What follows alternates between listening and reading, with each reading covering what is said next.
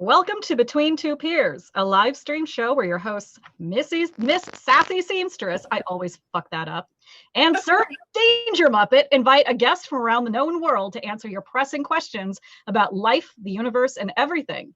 This week's show is sponsored by Yamazaki 12 because Ryu is a Yamazaki hipster who started drinking it at $30 a bottle.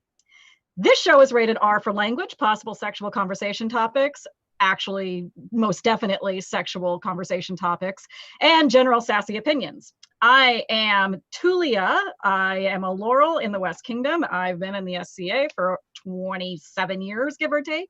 It's dominated my life, and for good, I think I would not be the fine, upstanding individual you find now if it were not for the SCA. You may all be laughing hysterically right now. I can't tell, but we'll just pretend. And my lovely co-host is Helga. Take it away. Or Sir Danger Muppet for this. I've been a knight just under 2 years. Actually, I'm sorry. Today's my 2-year anniversary, by the way. So I'm still a baby knight. Everybody drink. And so tonight our guest is Sir Ryou from the East Kingdom. Ryou, do you wish to introduce yourself? Greetings. My name is Diokachin of Iron Skies. I am affectionately referred to by some of my contemporaries as the Demon of the East, the Scion of Thunder, and the Storm Wolf. I am the current warlord of the East Kingdom with a long history of melee under me. So the next thing we're going to roll to is we have a now continued drinking game with an updated slide.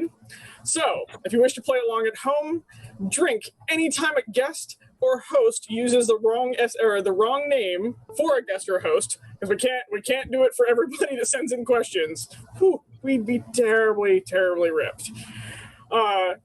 When somebody says "when I was a baby peer," which we've already had to drink once, when someone says "here in the West" or the kingdom they hail from, when someone says "when I last reigned," when anybody calls a soapbox or somebody uses the term "spite sprinkles." And with that, we're going to roll right into our questions. All right. So the first one is, and here is actually, I think we should add another drinking game part to it. That is, whenever the hosts mess up a person's name who submits a question, because I'm about ready to mess this one up. Bringaror, I'm so sorry. Her question is, what virtue did you struggle most to understand? Ryou.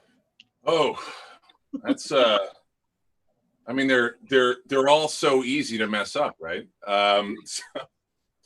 So I think ultimately the one that I found to be the hardest one is also my favorite, which is courage, because I think it's really easy to see courage as being like loud and confrontational, but it is an entirely different thing to understand courage as sitting down and listening to criticism. It's an entirely different thing to see courage as the quietness of a queen who is hearing her people talk to her, and she is listening to everything that they say and thinking about how to help them, but she knows that now is not the time to speak. So I feel like knowing when to stand and speak and sit and listen would definitely be the one that I struggled with most. So courage. Helga? So mine actually, because this is going to roll right off last episode where we went over what our favorite sin was, which was wrath. Mine is temperance, and so this is one that has taken me many years to actually develop. I grew up a little hard knock, and so I used to be pretty much swing first, ask questions later. And so temperance for me took a lot of time because I want to just roll into action. I want to either fix the problem or solve the problem.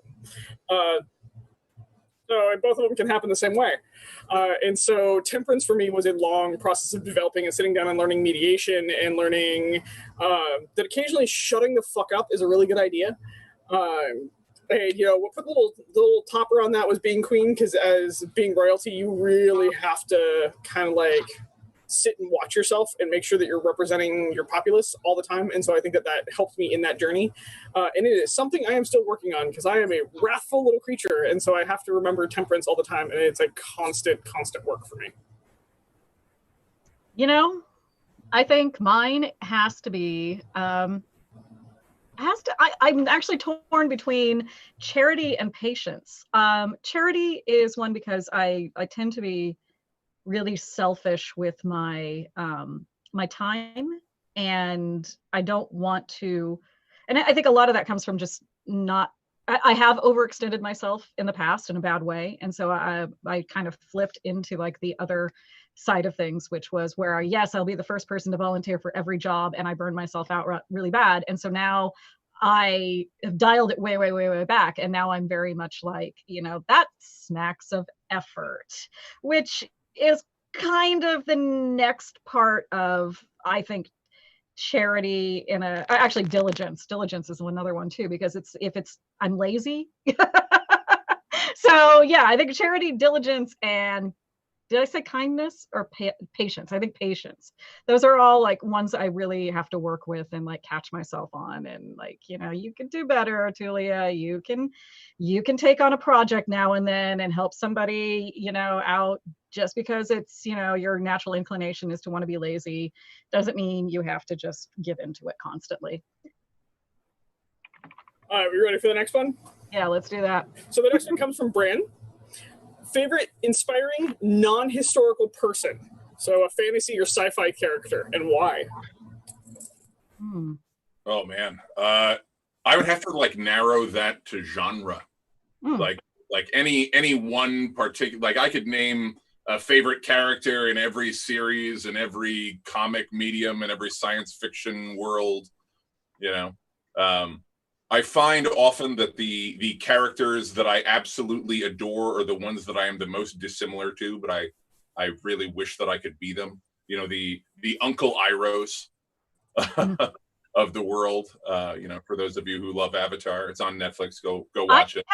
I haven't seen it yet, and I'm like, wow, I need to like actually catch up with this because everybody loves that show. So it's after Rome. I think we're going to be doing that. Yeah, so like to narrow it down to one across any particular universe is real hard. If I'm just gonna pick a single literary character who every time I'm having the bad day or the time that I'm ready to surrender, I think of that man. It's Don Quixote de la Mancha.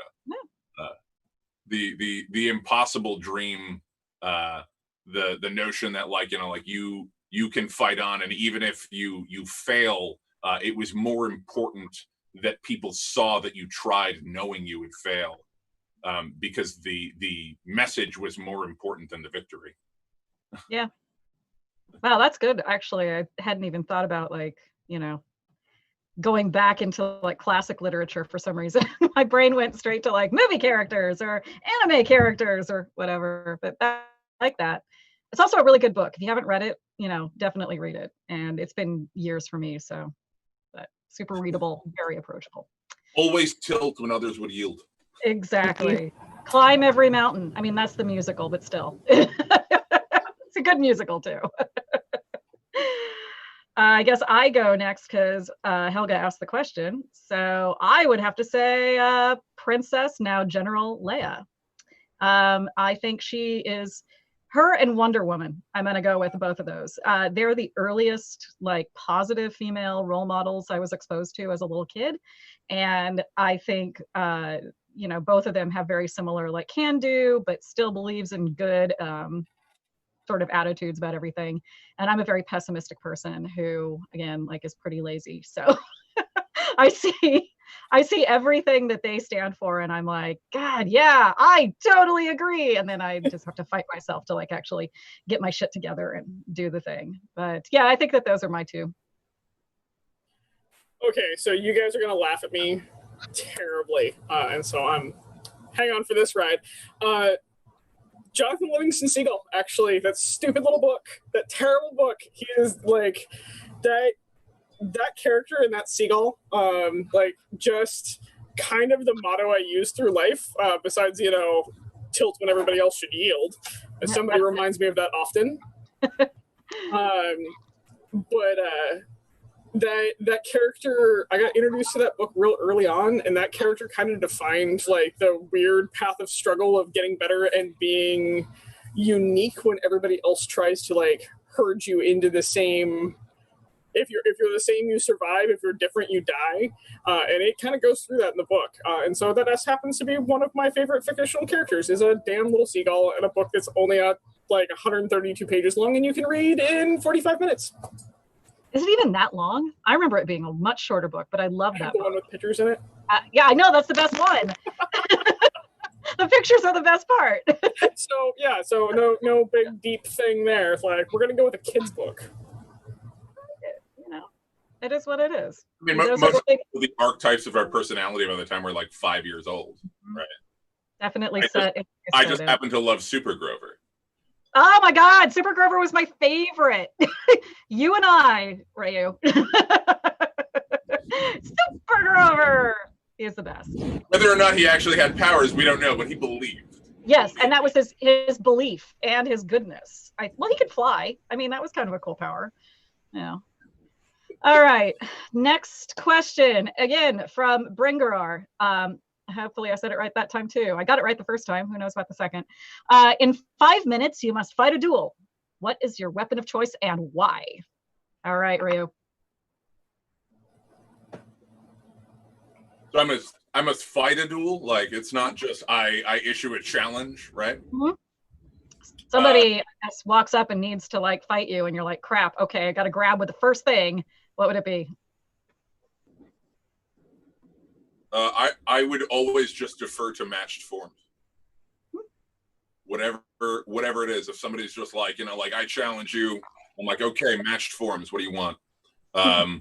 So, I learned from Gregor von Heisler, the Golden Lion, that a knight should be able to kill a man with anything that he is holding, and if all he has is a beer mug, you best make them fear it. I like it. So I'm going to be a terrible dork here for a moment. If I'm going to fight a duel in 5 minutes and I get to choose a weapon, I'm just bringing Ryou. Just yeah. Have fun with that shit. That was basically my answer. It wasn't Ryou. It was basically like, I'll just have you met my boyfriend, Duke Thorfinn? My weapon of choice. Go have fun, baby. I mean, if I had strawberry leaves, thank you. Yeah, he's Thorfinn the Cruel. I mean, his name alone should strike fear in the hearts of everyone. Well, actually, both the two of them could, simultaneously. It's like you bring them to a duel, they're going to be able to win one of wits, of pulling random fucking facts out of their asses, or they're going to beat you half to death. One of the Don't forget outdrink you. Oh, for sure. That man is a legendary drinker. But yeah, I guess if I had to actually fight something,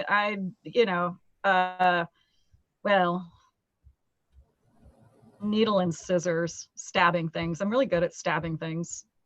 Yeah.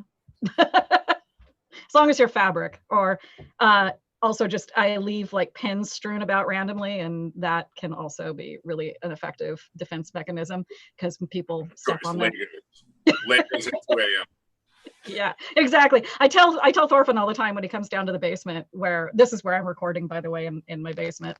Don't come down with bare feet. That's on you if you step on anything sharp. Just FYI, anybody who comes to my basement, wear shoes.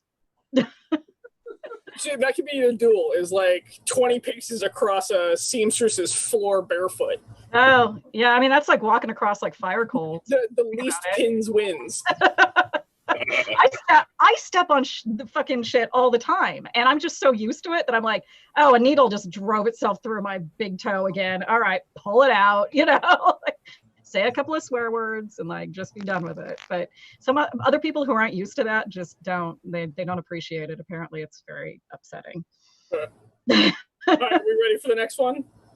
Bring it on. All right, this one comes from Kalita. what was your experience after you were offered, but before you were elevated? Do you have any advice for someone in that same situation? So I was offered on a Sunday. I was knighted on a Wednesday. So it's not like a whole lot of time, except the biggest drinking day of Pennsic War is typically that Tuesday. So I got to experience being, like put on quest for a few days, and the most important thing to me during that time was now everybody knew that I was going to be knighted, but I wasn't a knight yet, and I was put on vigil, and I feel like during that time I entered this state of hyper awareness, and I found it more imperative than ever to connect with non-peers, especially for the remainder of this time that we had that was fleeting, that I wanted them to tell me every single thought, opinion, idea that they were going to need me to carry on my back.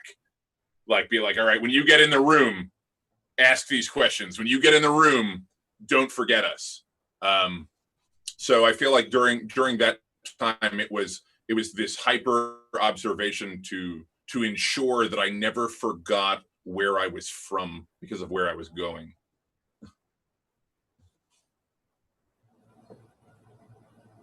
Miss Sarah? Oh, just use your mundane name. Drink. I'm actually drinking the Yamazaki 12, by the way. This is Yamazaki 12. What is it? What exactly is it? Is it a whiskey or something? Okay. Or? So Yamazaki 12 is a whiskey made by Suntory. Mm-hmm. It is vanilla and sherry cask primarily. They're based out of Nara, Japan. They've been around for most of the 20th century and obviously into the 21st. And for the most part, Suntory was like a nice mid-level whiskey. Mm-hmm. But then in 2015, Yamazaki took they went to the Scotch Bible. For those of you who don't know the Scotch Bible happens in Glasgow every year. I don't know if it'll happen this year, but it usually happens every year, where competitors from all over the world will submit their whiskey in categories for under certain ages, 12, 15, 18, 21, higher. The coveted spot is usually the 12-year, because the 12-year is the one that it's like your first entry into a top shelf. Like, you'll sell 20 12-year bottles for every 18-year that you sell, or more. So historically, Scotland always takes it. Yeah. They're taking everything. And so in 2015, Hibiki 21 took it, which is also owned by Suntory, and they won the 18-year. And then in 2016, they took the 12-year. For the first time ever, Scotland didn't win. And so my bottle of whiskey that was a $30 bottle of whiskey went up to like a $50 bottle of whiskey, and now they're just under $200 a bottle. Oh my God. I was just like, I'm going to go to Bevmo, and I'm like, maybe not this paycheck. Suntory refuses to ever change their factory or increase their production model. They make 3,000 bottles a year, full stop. That's awesome. So I would also like it noted that the audience has decided this was your soapbox. Oh. So everybody drink. Cheers. Cheers. Bye. Bye. I was going to say, I actually really love whiskeys in general, but Japanese whiskeys are delightful. So I'm looking forward to at some point maybe trying it. If I can find a bottle that's not like $200 bucks. If you ever come to Pennsic, I usually bring 2 bottles every war.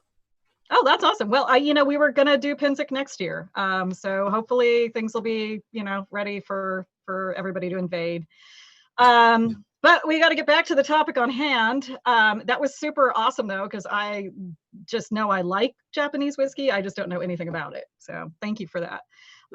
So my experience after I was offered, but before I was elevated to the Laurel, it was like 3 months, and it was during the off season, kind of like that weird little like dead period where I was offered at October Crown and then elevated at 12th Night. And so there wasn't like a lot of interaction with SCA people during that time period. I mean, we, there was on Facebook and everything we did, and also live journal, because that's how old I am at the time.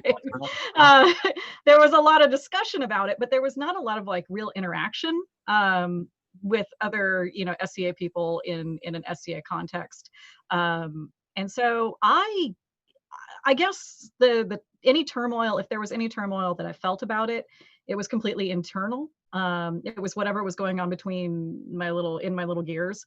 But I do remember thinking really, really hard about the fact that I didn't want to be one of those laurels that gets elevated and just stops doing their art. Like, which is hysterical because that's exactly what happened to me. I was like, I got elevated. I'm going to be a 16th century hardcore whore for life. And my persona is a 16th century Italian courtesan. So yes, I was going to be a hardcore 16th century whore for life.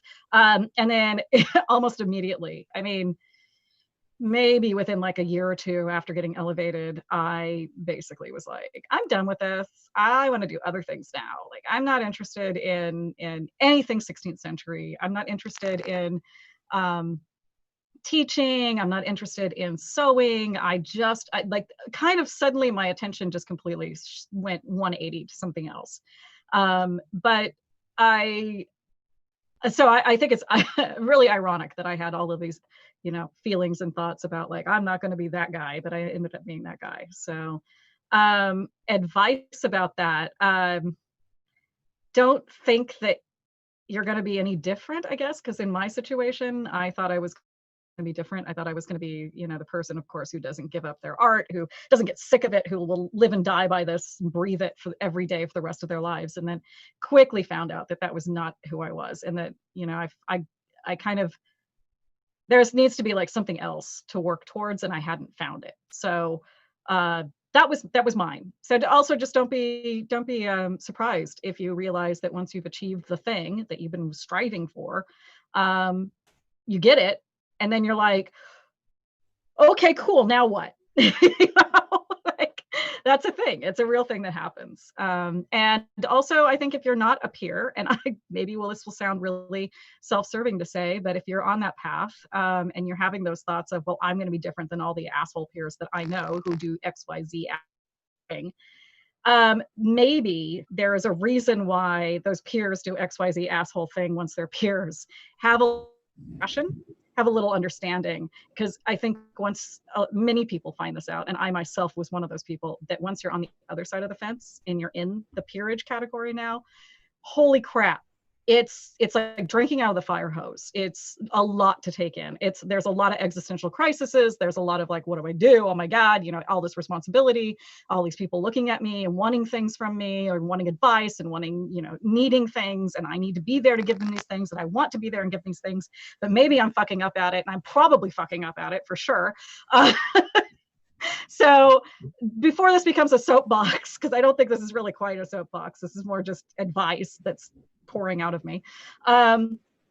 Just try to remember that everybody's human, peer or non-peer, and that when you graduate into that peerage category, it's like graduating from college. If you've graduated from college, you get that point where you're like, okay, now what? And you don't know. You're just like, I guess I'm a grown up now. I've got a college degree, and I guess got to get a real job and, pay bills. And that's honestly a lot what the peerage is like. It's having a grown up job, paying bills, and being responsible. Helga? I don't know how to follow that. So this is I don't even know where that came from. This is where I'm going to sound like a total asshole, actually. So by the way, they're definitely saying that was a soapbox, so okay. Yeah, it kind of was.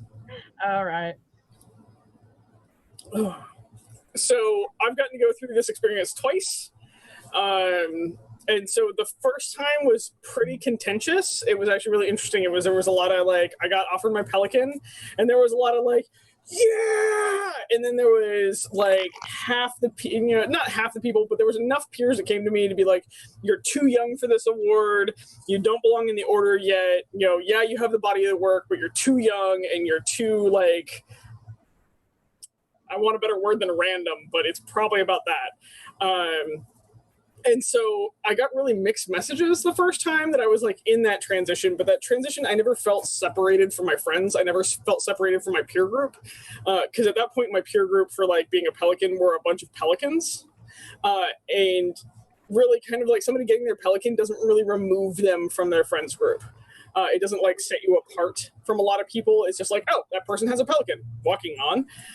And so I think that phase for me, getting that advice, I tried to listen to the advice.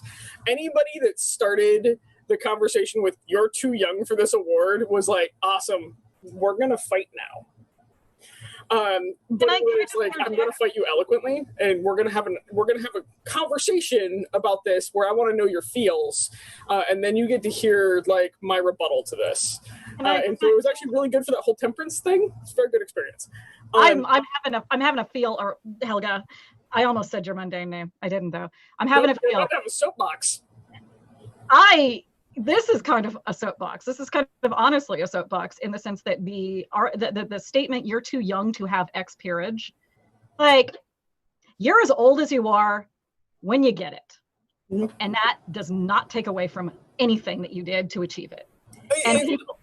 It's something though that I invited conversation out of. And that's gonna be my takeaway from the first round of going through this, and that like waiting period between being offered and being elevated, because I think it was 3 months the first time, and then I was elevated after I was Lady of the Mist, so I was a royal at the time I was elevated to that peerage. So there's a lot of weird in my life. Does that count as when I reigned? Sort of does. I think it does. I think it absolutely does. Yeah. So, but that time I will tell you that the people that come to you in the negative, invite those conversations, because they have a reason why. Because the SCA itself will shut the fuck up most of the time about like the negative side. Once somebody's offered, they'll kind of do the rally of like, okay, cool, now we're going to make them the peer. And so if somebody's being bold enough to come have that conversation with you, invite the conversation. Like, figure out why. And then you can still tell them, go fuck yourself. Like, you can totally do that at the end of it. And I even recommend that in some cases. However, still invite the conversation, because it's going to make you a better peer in the end to actually sit down and kind of try to figure out how to sort it out. It was just a fascinating thing for me. I think this is a thing that's actually totally worth a soapbox. So it's 2 points. Okay, the first of which is the statement, "you're too young for a peerage," is incredibly intellectually dishonest, because you have to first be like, what's your metric? Why are you saying this? Like, what is your opinion? Do you know who Ron Wilmot is? Right. So that's point one. And point two, to speak to your point where you're like, okay, well, invite that criticism. I respect more the knights who came to me on my vigil who said, congratulations, here's what I think you need to work on, than the ones who gave me a canned response. Yep. I respect non-peers who come to me and ask for clarifications on things that I said that they might have misconstrued. And I think that those are important, especially when you are also a non-peer, to invite criticism. If you're a fighter and you go to your fight practice, all right, after your fight practice, have a post-mortem. Talk to their fighters, be like, hey, man, did you see anything? Did I miss anything? Like what's our take home? And I often think of Churchill, because I love Churchill because he's incredibly sassy and has some really funny lines. But he has a line on criticism. He says, criticism is pain to the body. It calls attention to the unhealthy state of things. So all criticism has to be like pain to fire. Move your fucking hand. But that's ultimately there to help you. And remember, it's there to help you. That the people who come to you to criticize you to your face, they're not trying to tell you that you're bad. They're trying to say, don't go down in flames. And that's actually a lot of what I did with the first round of just like, in my vigil, I remember actually a non-peer coming to me who is a very dear friend. Actually, and he sat down and he gave me this like stern look, and I was like, well, shit, this is not the person I expected to blow me up in my vigil. Like, not at all, but like, can see it coming. Is like, why should I ever believe you're a peer? And that was one of the best conversations that I have had to this day, because it defined where I was of like, it's just a mark on the path. I have to continually prove it. Like once you get it, you can continually prove it. You can change your path, you can change your focus, you can change everything else like that. But once you become a peer, you're actually giving up some of your own right to autonomy within the thing. You now live on group renown. You live on the renown of your peerage. And if your peerage is acting like shitholes, guess what? Everybody's going to assume that you're a shithole because you're part of that peerage and you're not doing anything to change it, or you're not being vocal enough about changing it. And so we got to have this beautiful conversation. And he walked out and he's like, this is the reason why I actually think you were a peer, but I had to ask you, and I had to come at you a little bit. And I was like, this is like the coolest conversation I've had. The second one, because I've gotten to go through this road twice, was a completely different experience. So when I got offered knighthood, I had stepped down 8 hours previous to that. I was offered knighthood by a man I super respect, and I had to tell him I need to go take a walk. Like, I can't give you an answer right now. I need to go take a walk. If you make me answer right now, I'm going to tell you no. And so my knight and I went for a long walk. Actually, sorry, it was the next day, so it was like 13 hours. My bad. And so we went and did a long walk and everything else like that. But the time, my first peerage, there was no deafening silence that came with it. There was a lot of contention. There was a lot of like conversations that happened, everything else like that. For my knighthood, I would say there was a deafening silence, which is very weird, by the way. Because now that you've gotten the cookie, everybody's like, sweet, next student. Like you go from the focus where everybody's like, hey, do you want to come be on my baseball team? Because like you can do this real well. And then as soon as you're offered, that goes away. And so what I would tell people that are in that is that deafening silence isn't a lack of love. It isn't a lack of trust or anything else like that. That is your role changing. And you need to understand that you went from somebody that everybody felt they had to support. So everybody would kind of pick you up and support you and say, you're on this path, you are doing the thing, we will give you our love. And the moment you make it, they don't mean to, but they go, fly, be free. Like, and it goes from like, oh shit, I have this support group, to like nothing. And it happens on both sides. It comes from the peers and it comes from your unpeered support group. Because your unpeered support group also now has to deal with the fact that you graduated before them. Mm-hmm. And so that's the whole thing. Yeah, so there's this weird moment in time where you're kind of just like hovering, where you're like, shit, can I fly? Can I make it? Fuck. You'll be fine. The reason why you're there is you've made the grade. Have trust in that, but also sit in that moment and understand that it's a transition. When you swear your oath, when you are in front of your king, you are shedding one part of yourself and going to the next. And again, giving up some of your autonomy. I can't stress this one enough. I actually have a soapbox about this, but I'm not getting into it. But you are giving up some of your right to say no. You're turning into a peer of the society for the rest of your life, unless you do something really stupid, or you write a letter. And so that moment in time between, do not forget where you come from, honor your past, honor your mistakes, and walk into the next phase with them. And take the time to reflect on that. Take some quiet time, hang out, but understand that at that moment in time, you belong no place. Go meditate. There's my weird take on all that. All right. We're going to just jump into the next question. And of course, it's the name I'm going to absolutely 100% fuck I'm sorry, up. somebody snuck in. Oh. Oh, shit. She's not supposed to do that. This is kind of brutal, actually. Damn it. From the Lady of the Lake. What is the best story that other people tell about you? Oh. Ooh, that is hard. Nobody tells stories about me. Keeping that one. Ryou?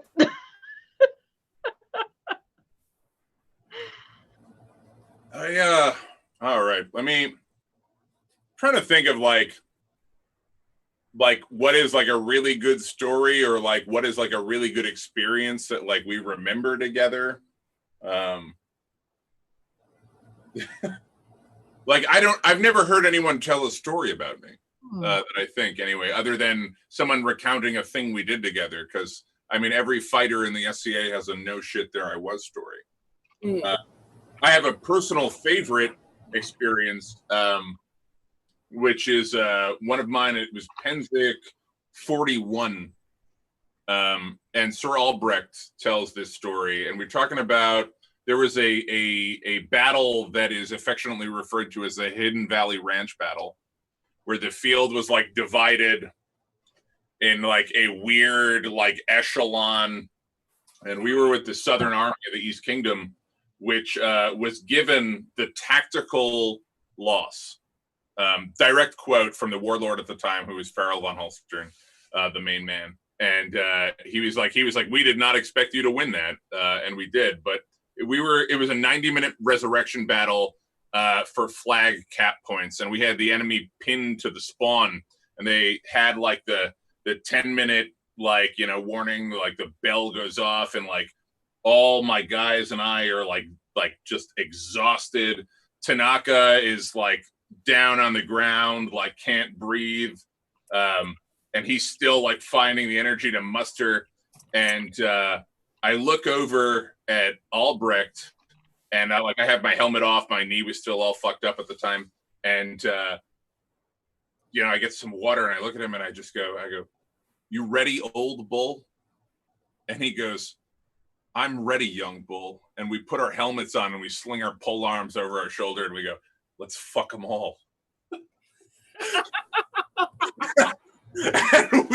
and we just walk out and fight the remaining 10 minutes without needing to resurrect. I'm still trying to think. I like not being a fighter. I don't get like those kind of stories. So I've got mine, and it doesn't actually involve fighting. Okay, go for it. So there's a West Ontario War where the landowner shot a bear who was girdling trees. Bear! That's a really good story. Yeah, okay, so it gets better because this is my first holy shit, I'm in the SCA story. So the landowner shoots a bear, and he tells a couple of the guys, and I'm off doing something, and all of a sudden this big pack of guys comes running over to me, like, "Hey, Helga, do you have your butcher kit with you?" "Yeah, why? Can we borrow it?" "No, fuck off. What's up?" They're like, "We have a dead bear." Helga's like, "Yes! I trained for this my whole life." "What, roadkill? Did you find a dead body? Like, what the hell is going on?" And so, long story short, I end up butchering this bear on site, and then delivering this bear to various camps in pieces. But I am wearing my knight's favorite tunic. So now I'm stripped to the waist in a sports bra, my tall boots, and a set of fighting leggings, delivering hunks of bear to like the perfectly period camp and the Viking camp, blah, blah, blah. I am covered in blood. I missed that year. Yeah. We took that year off, and that was the year they cooked bear in the cooking camp. And that people lost their minds because I was like, we're not driving a truck around camp, and literally just threw hunks of bear over my shoulder and was like showing up to camp just like, "There's 40 pounds of bear. There's this." Like, moving on, next camp. And like, so this is where it comes to my favorite story told about myself. 2 years later, I am at a West Ontario War, and we're sitting around a fire, and we're hearing stories be told and everything else like that. And somebody fires up with this story about this crazy ass chick from the West that killed a bear in camp with a knife. And like, it goes on and on. And I am sitting there 50 bears. Some bruiser bitch. I'm like, I was there. This is not how it happened, and I am not correcting this story. Like, fuck this shit. Like, I'm good. And so like, he gets doing this story, and he's like, "I'd like to meet that chick," and blah blah blah. And I step forward. I'm like, "Hi, my name's Helga. That's my story. I'm not correcting you," because there's a lot of falsehoods in there, and just fucking left. Like, but it was the most SCA moment ever, because I'm like, I wonder who killed a bear in camp with a knife. Like, that's a really dumb move. Like, who the fuck? This is my story. Son of a bitch. If you were 15th century German, that would mean that you could put a mauling on your shield. That's So at that point in time, I was fighting in Germans. Yeah. One of my favorite stories of Helga actually is when I don't remember. This was very early on in our like. I don't even think we were like friends. We were friendly. We like saw each other, said hi, blah blah blah, and there was a conversation about, I don't know, maybe it may have even been the bear. I think it was actually prior to the bear though. I feel like it was prior to the bear, and just looked at me and you were like, I know how to disarticulate a human being. That's when I was working cutting up bodies for a living. We're gonna be friends. Well, I can't even remember where that came up with, but you said something flirty about it, and I was like, "I'm game. I'll bite. Like, fuck it." Yeah, you're like, yeah, I've human body. Disarticulated a human being before, and I'm just like, all right, we're gonna be buddies. Like, this is literally how it. Yeah. That was actually 2 years after the bear. I don't think it was. I thought it was before the bear. No, the bear was happening when I was like 18.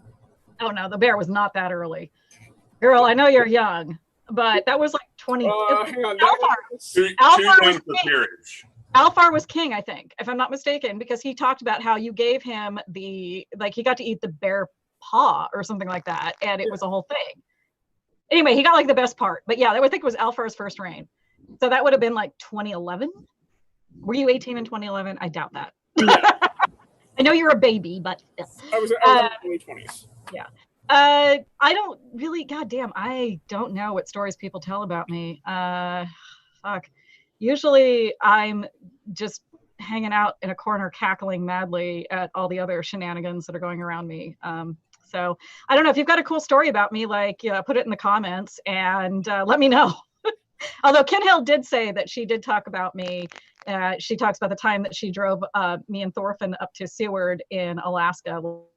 This time last year, fuck, we were in Alaska, or just about to be. And we took a little day trip out of Anchorage, a couple of hours to this beautiful, okay, everywhere in Alaska is beautiful. I know it's not narrowing it down at all, but this beautiful little town called Seward. And we went to their they have it's like, for Californians, it's like the Monterey Bay Aquarium if you just shrunk it by about like 50%.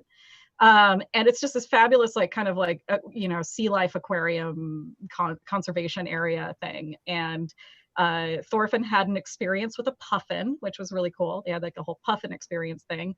And he walked out into the puffin experience and had an experience with a puffin. That was good.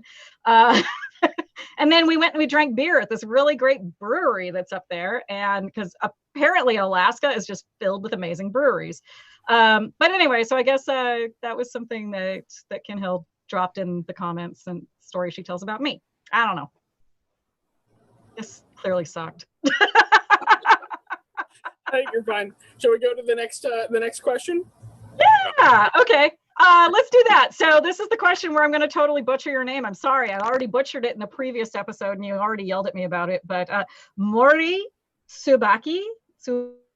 Whatever. I'm not going to get it right, and I'm trying. I really am. Please, also, people who are submitting questions, if you could give us a detailed pronunciation guide phonetically as to how to pronounce your name. If you have a difficult name to pronounce, we will do everything in our power to get it as close as we possibly can. Because that's all about respect. I don't want to be disrespecting you by mispronouncing your name, but I just did, and I'm sorry. Anyway, I used to have a really hard to pronounce Celtic name, and I get it. It just, forget it. Nobody's ever going to get it right for me. So that's why I changed it to something. It was 2009 when I tore apart that bear. 2009? Was it really like 11 years ago? Wow. All right. Anyway, so the actual question is, what are some things you look for in a consort? Ryou. Well, so my only consort ever has been the woman that I've been in love with for pretty much my entire life. So I don't look for consorts. But if I were to pick something, like, I would say pick someone you have a strong empathetic connection with. Pick someone who is capable of seeing what's wrong or what you need before it happens, and who plays to your weaknesses. So whatever you have that you're lacking, if you're not a good public speaker, find one who's a good public speaker. If you're like someone who is like overly confident, find someone who's willing to tap you and be like, hey, like they give you that now would be a great time to shut the fuck up. So like find your yang. Never use a yes man. Never find someone who's going to have somebody who's going to be like, who's just going to egg you on from like one point or another. Find somebody who balances you, who at the end of a phone call, you feel better because you spoke to them. That would be my advice. Helga. I'm gonna mirror that pretty hard. So this my moment will be super short. I look for a consort that won't sell me my own line of bullshit, and who is articulate enough to have a conversation with me. And I've had many different consorts actually, because I have fought for friends, I have fought for lovers, I have fought for my husband, but overall, I don't want somebody that's going to tell me, oh my God, you did so great when I failed. I want to have a conversation. I want to know how I can represent them better. I want to be able to go to them and have hard conversations about things going on in this society, or both mundanely and in the SCA. And I have been very spoiled in the consorts that I have carried favors for, because all of them have represented themselves well in that process, and it's something that I just continue to look for. In my current consort, I love the fact that him and I will call each other's shots flat. If we do not call a shot wrong or a shot right, the other one will come up and be like, so hey, you fucking missed that, just so you know. And that's huge for me, because anytime I walk in the field, I'm carrying their honor. I'm carrying my own renown, but I'm carrying their honor, and vice versa. So I want them to be able to approach me and have that ability to do that all the time. I stumbled over that one terribly, by the way. Just No, you didn't. I should have been better prepared. Yeah, you look at all these questions ahead of time. What the fuck? I named a seagull as my favorite, my favorite fictional, like fictitious character. Okay. Well, you put a lot more thought to. No. I can't answer that question because I don't fight. I am a consort, and I came really late to the consorting thing in my SCA career. I'd been in the SCA for 23, 24 years or something before I ever consorted for anybody. And I go from 0 to 100 miles an hour consorting for a duke, and that was interesting. Still interesting, actually, still very, very interesting. But that's not really the question. So I don't know. I can't really add anything other than what I try to do, is just be aware of what my fighter needs, and what are their needs, honestly, because I'm open to being fought for by a woman. Hey, Araya. Hey, are we you want to make me queen? But she does. Okay. Yeah. The rule is I have to make Hans a princess first. He gives no fucks about the kingdom throne. He wants to be princess. That is his one thing, and he is like the biggest cheerleader about it. And we've had some really weird conversations where he's like, I want to be princess, and then I'll get knocked on the list. He's like, I didn't put too much pressure on you, did I? Because I want you to know that I still love you, even if you don't win, and you're being very honorable because you took that shot, and like you're not worried about like going all the way just because I want something. I'm like, I need you to quit overthinking this. Like, okay, are we gonna drink because? Yeah, we're gonna drink because. Yeah, not Helga. I know. But reality. It would be hilariously fun to roll with you. Like, oh my God, Jesus Christ, the shenanigans we would get up to, yeah. Not even. Also, okay, I actually have a random one. If you could pick, take it off, Ryou. Take it all off. Hey, girl, hey. Exactly. Hair. That's Seto's favorite, is the hair. Yeah. Yeah, let's go. It's that time. It's that time of evening where we let our hair down. We're halfway through the question, so yeah. Yeah. What were you gonna say, Helga? Oh, so I actually have a random question that I'm going to throw in. Okay. One person in the SCA that you would reign with. Ha! Ha! Your current consort. Ah, that isn't my current consort. I'd reign with you for sure, Helga. Okay, You'd be a show blast. I'd reign. Okay, gosh. I'd reign with Kinhild. I'd totally reign with Kinhild. You're probably listening and probably dying right now, but I'd totally reign with you because I think we would be rad. We would get up to all kinds of shenanigans and silliness. I'd reign with. Let's see. I'd reign with Francisco, my buddy, because I think he's shrewd. He's a guy who's smart and shrewd and clever, and in ways where I'm just like normally like, yeah, pew, pew, pew. He's always like, well, you must actually think about these things 60 steps ahead, and so I think that would be kind of a fun balance. I don't know. Ryou? Would I reign with? Yeah, who would you reign with is not your current consort? Oh man. I'm trying to think of like who I would there are absolutely people who I think would be like excellent reigning partners that I don't know if some of them have consorts or there are people that fight for them. So like I'm always inclined to try and find someone who has like a different walk of life. Like my lady is a fencer, so like automatically I would want, like my queen to be a fencer or interested in arts or interested in service. And honestly, I don't care. I would very readily fight for a male consort too. I don't really care. I think it's like I think we're well past that point as a society where we have to have any kind of like stigma towards that. So I don't have anyone prepared that I would think of off the top of my head. Because again, you have to have that commitment where you're like, have I had the phone call at like 2:00 in the morning that you made me feel better? Or at the very important one that they look at you dead in the face and they say, go refight that fight. I think that's an important one too. And you just go, yes. Like, no discussion. Just yes. For reals. Yeah, but there are some power players in my kingdom, in my opinion, that I would love to see on the throne that I've never seen them in the list for crown.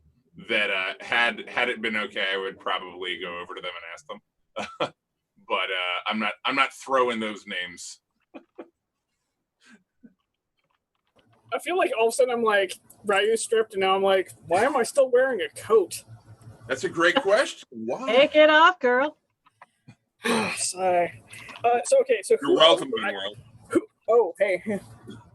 The lady of the lake says she would reign with Kunhild. So everybody right now is like, all team Kunhild. So you should.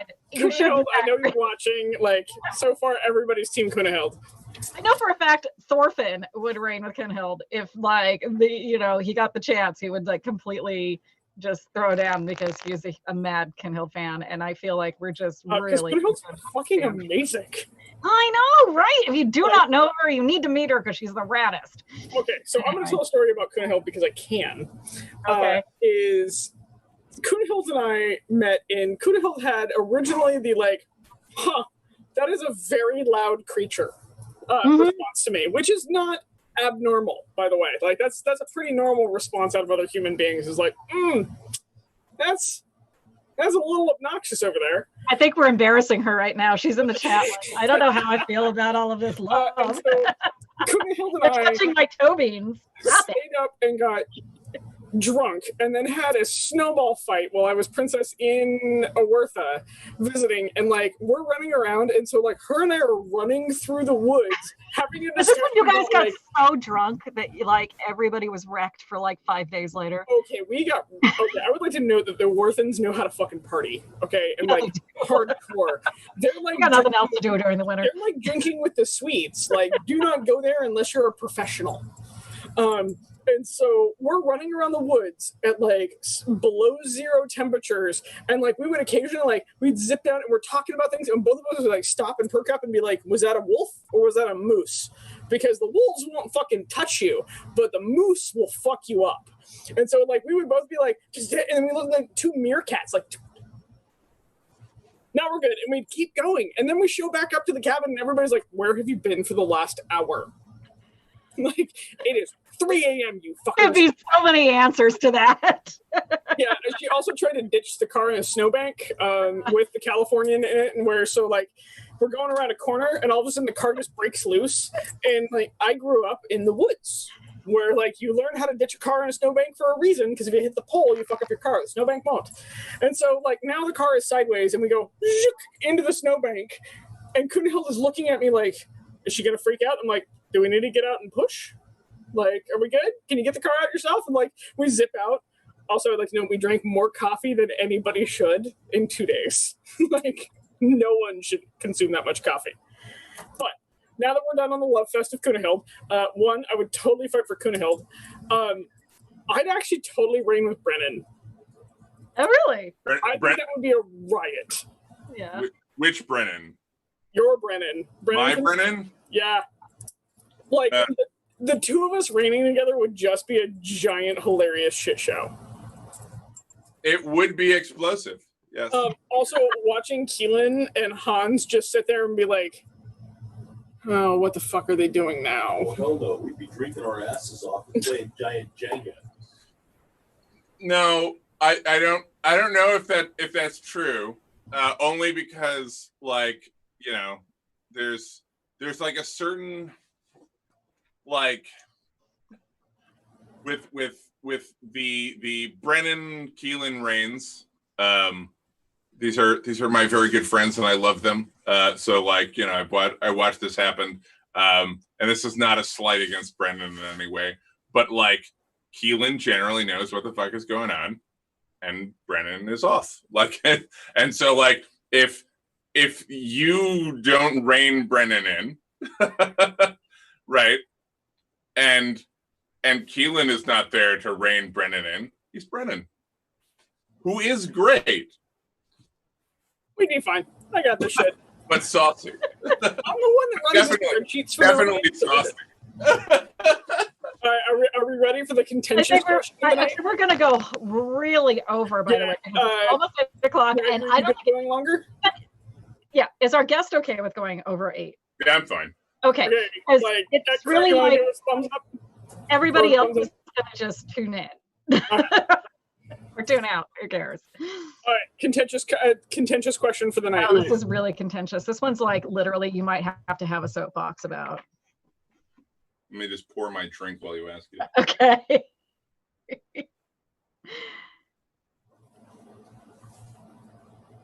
Helga, this is you. Oh, no, it's not. Yeah, it is. Oh, I shit. asked the last one. You ding dong. It's color coded. It is. It has your initial right next to it. Yeah, I know. I'm sorry. So, from Curious, toilet paper, over the top or behind the roll? And you need to defend your position on this. Over the top means that you draw down, right? Yes. Right. Yeah. Yeah. So obviously that. For two very obvious reasons. The first of which is that when toilet paper was first patented, that was the patent design. Yep. The second one is that if your intention is for it to spin backwards, there is no way for you to cause it to fall by tapping on the spin, right? So it's like objectively useless at that point. Like there's no shake it loose technique. Like this makes it drop. Yeah. This does not. It just spins in a circle. Nope. Like it has no functionality. You want to know what a monster my boyfriend is? He doesn't care. If he puts the toilet paper on the roll, it doesn't matter. Whatever way it goes on, it's on. And that he Chaotic doesn't. evil. Okay. He is chaotic evil. But so very early on when he started living with me, me and my best friend Ciela had to have a little conversation with him about, late night bathroom visits when the lights are off and you're half awake and you're a woman and you're just trying to like smack the damn thing because that's how you do it. You smack it, you get grabbed, smack and grab. And we're like literally both of us are all like, why aren't I getting any? He got educated pretty quickly. I have to say that. You learn when you get smacked every time you do something wrong. You learn pretty quickly. In his defense, he was at least putting it on the roll. The other part of it was now actually I think that whole thing has traumatized him so much he doesn't even want to put it on the roll. He just sets it on the window ledge and lets me do it because he's afraid he'll do it wrong. But I will say, although I am a firm believer in the hangs over, because yes, the patent historically accurately says hang over. I have been educated on people who have cats who like to play with the roll of toilet paper, and it's been a long time since I've had a cat that was toilet paper, so I don't know. If you hang it the reverse way, where the paper hangs down behind the roll, they have a harder time spinning it and getting it to just drop everything. And I was kind of like, okay, I understand in that regard, but otherwise, you're all fucking wrong. Right, but hear me out, and this is an important distinction, right? So the reason why it's important to put it backwards, thus the wrong way, okay, is for animals that don't have opposable thumbs. Mm-hmm. Firstly, I offer you this solution. You explain to your cats, I who own 4, what the value of an opposable thumb is should they fuck with your toilet paper. We're about to get 2 kittens, and I am dreading this because we have an elderly cat right now who just could not be the least bit interested in anything other than like, does he have crunchy food in his dish? That's the only thing he gives a fuck about. The golden years of cats are like 10 plus. Yeah, this was 13 and a half. Kittens are the worst. Cats, oh God, I know. Old lady cats, the best thing in the world. 2 of them, they're awful but amazing, and it's been 13 years since I've had a kitten, and I'm like, oh my God, okay, got to kitten proof everything. And now I'm thinking, are we gonna have to actually start like hanging the toilet paper? We'll find out. I'll let you all know when that happens. I have 4 adult cats with perfectly thoroughly developed scruffs. Oh, I never stopped when they did the shit things, and so they've never like they just go. Like they do this thing where it's like they rip up something of mine, and then all I have to do is do the little pinch, and then they just go, and then I could go, oh my baby, and then they're purring. I really hope somebody screenshots you doing that and just turns you into a meme there. Carius, by the way, actually left a comment on our chat on YouTube. He says, if you find yourself in the home of someone, like them or not, and you want to disrupt their life, switch the toilet paper orientation. You will leave an indelible mark on. I would like to know. You agent of chaos. I'm gonna answer this question, and both of you are gonna lose your fucking minds because Carius wouldn't bug me at all doing that. So I will put the toilet paper in the correct way. I'm pretty sure my husband gives no fucks. The toilet paper roll just goes on. And so I've just developed the I give no fucks attitude. At one point I was sharing a bathroom with 4 other adults and a child. Nobody at that point in time gives a shit what way the toilet paper roll is on. It is just on. Somebody replaced it. You count your blessings and you just keep going so you don't need to fish underneath the sink and get it. So mine is I don't give a fuck. Wasteland rules. I don't know. I have opinions. I have opinions. I do. Sorry. Yeah. It's my one thing I actually give a fuck about. Everything else, I'm like, whatever. Let's learn to live with each other. I know. I'm like cracking up on the chat right now. It's really good. If you're not paying attention to the YouTube chat, and Oh no, did we lose you? We might have lost Sarah. You still have to drink even if she didn't hear you. It's fantastic the way that she's frozen.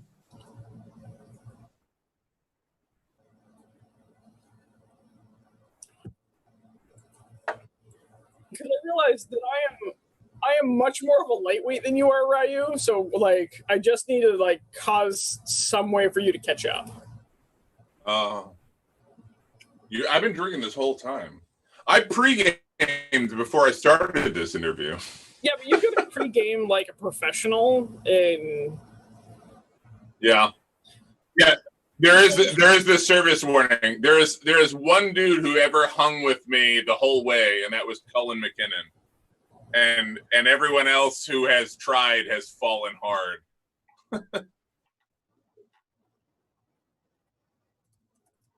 Oh, Curious, you're now our other co-host. Okay, I can handle this. And so, amusingly enough, Sarah dropping adjusted where mine is. So we're just going to keep rolling, guys. And while we're waiting for Sarah to come back, drop a question, and Ryou, Curious, and I will answer. Make it happen. Let's do it. Let's go. So. This is your chance. Oh, okay. Bye. No, now you got to fix the camera. I say we still give him one. So, yeah, no, like. We didn't have anybody drop a question. All right. What's our next bullet point? Did we do the last one? Did we finish that one? Yeah, I guess we're done with that. I was in the middle of a pontification, but fuck it, who cares? I don't remember what I was saying. About toilet paper. Are you ready for the next? Are you ready for the next question? I'm next, I guess. Yep. All right. Genheld. At least two of you rock garb / personae from outside the SCA quote unquote mainstream.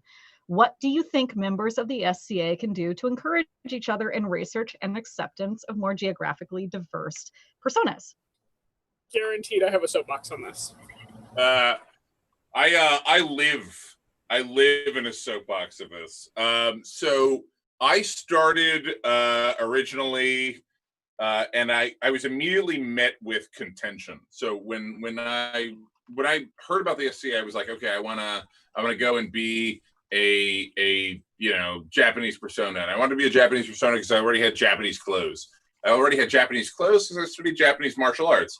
Japanese clothing, for the most part, with the exception of the textiles used, really hasn't changed all that much in like 600 years. Like, it gets fancier and fancier, sure, but your general peasant garb is mostly the same.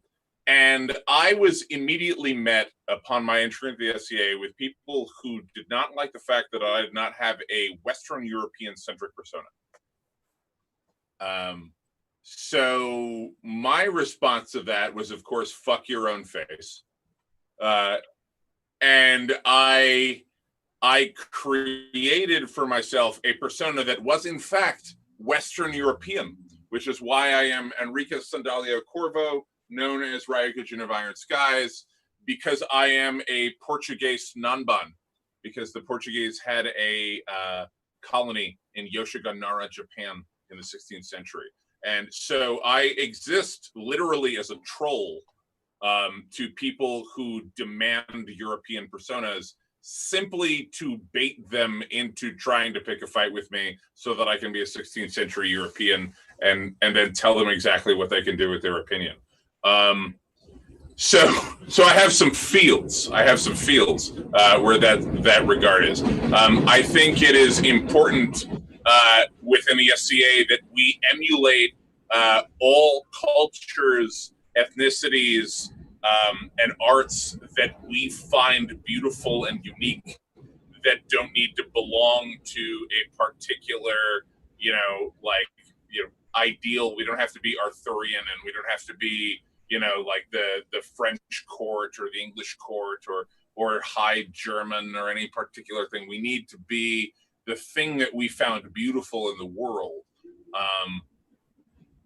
So the way that I advise to encourage that, especially, is to study trade routes, to look at history and see where what culture cross-pollinated with what other culture, to see how diverse the medieval really was, that we have forgotten in our history books, that we have forgotten simple things like the fact that the governor of Breton was black because he was Roman, but no one gave a fuck.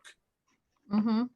And I think that those are the important things that we need to take home in our society, is that we need to look at history not from a purity standpoint, but from a cross-pollinated nuance, that like borders are imaginary. Mm-hmm. Nation states are imaginary. Merchants don't believe you.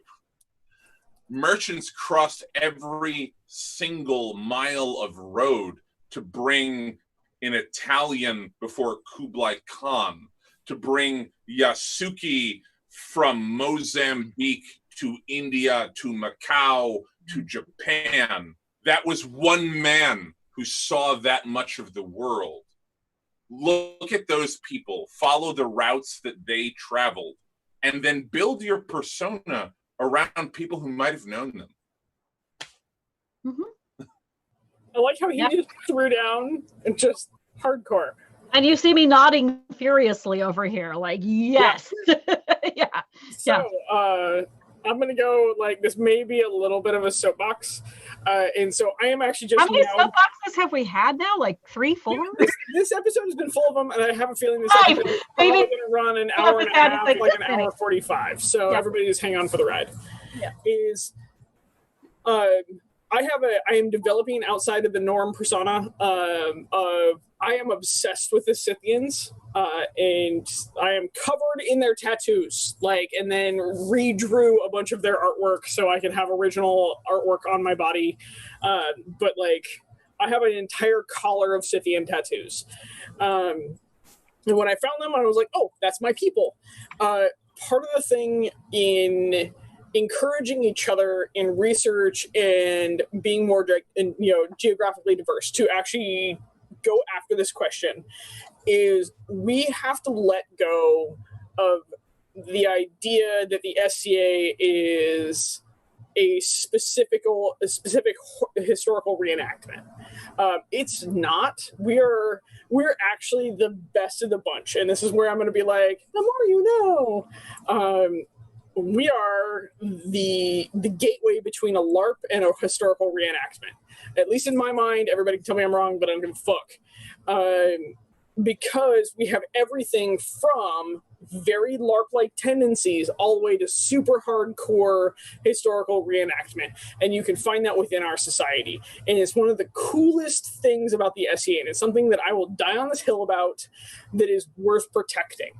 And so when somebody comes to you with an out of era, like an out of the norm persona, I would suggest starting a conversation with them about it. I haven't completely switched over to a Scythian persona because we are just now getting more dig information. There is a huge amount of research that just recently got released. And so I can actually go and point at mummies and clothing and how they built their saddles and everything else like that, and I can just now very easily access this information without having to have a paid membership to some museum that has kept a mummy in isolation for the last 50 years.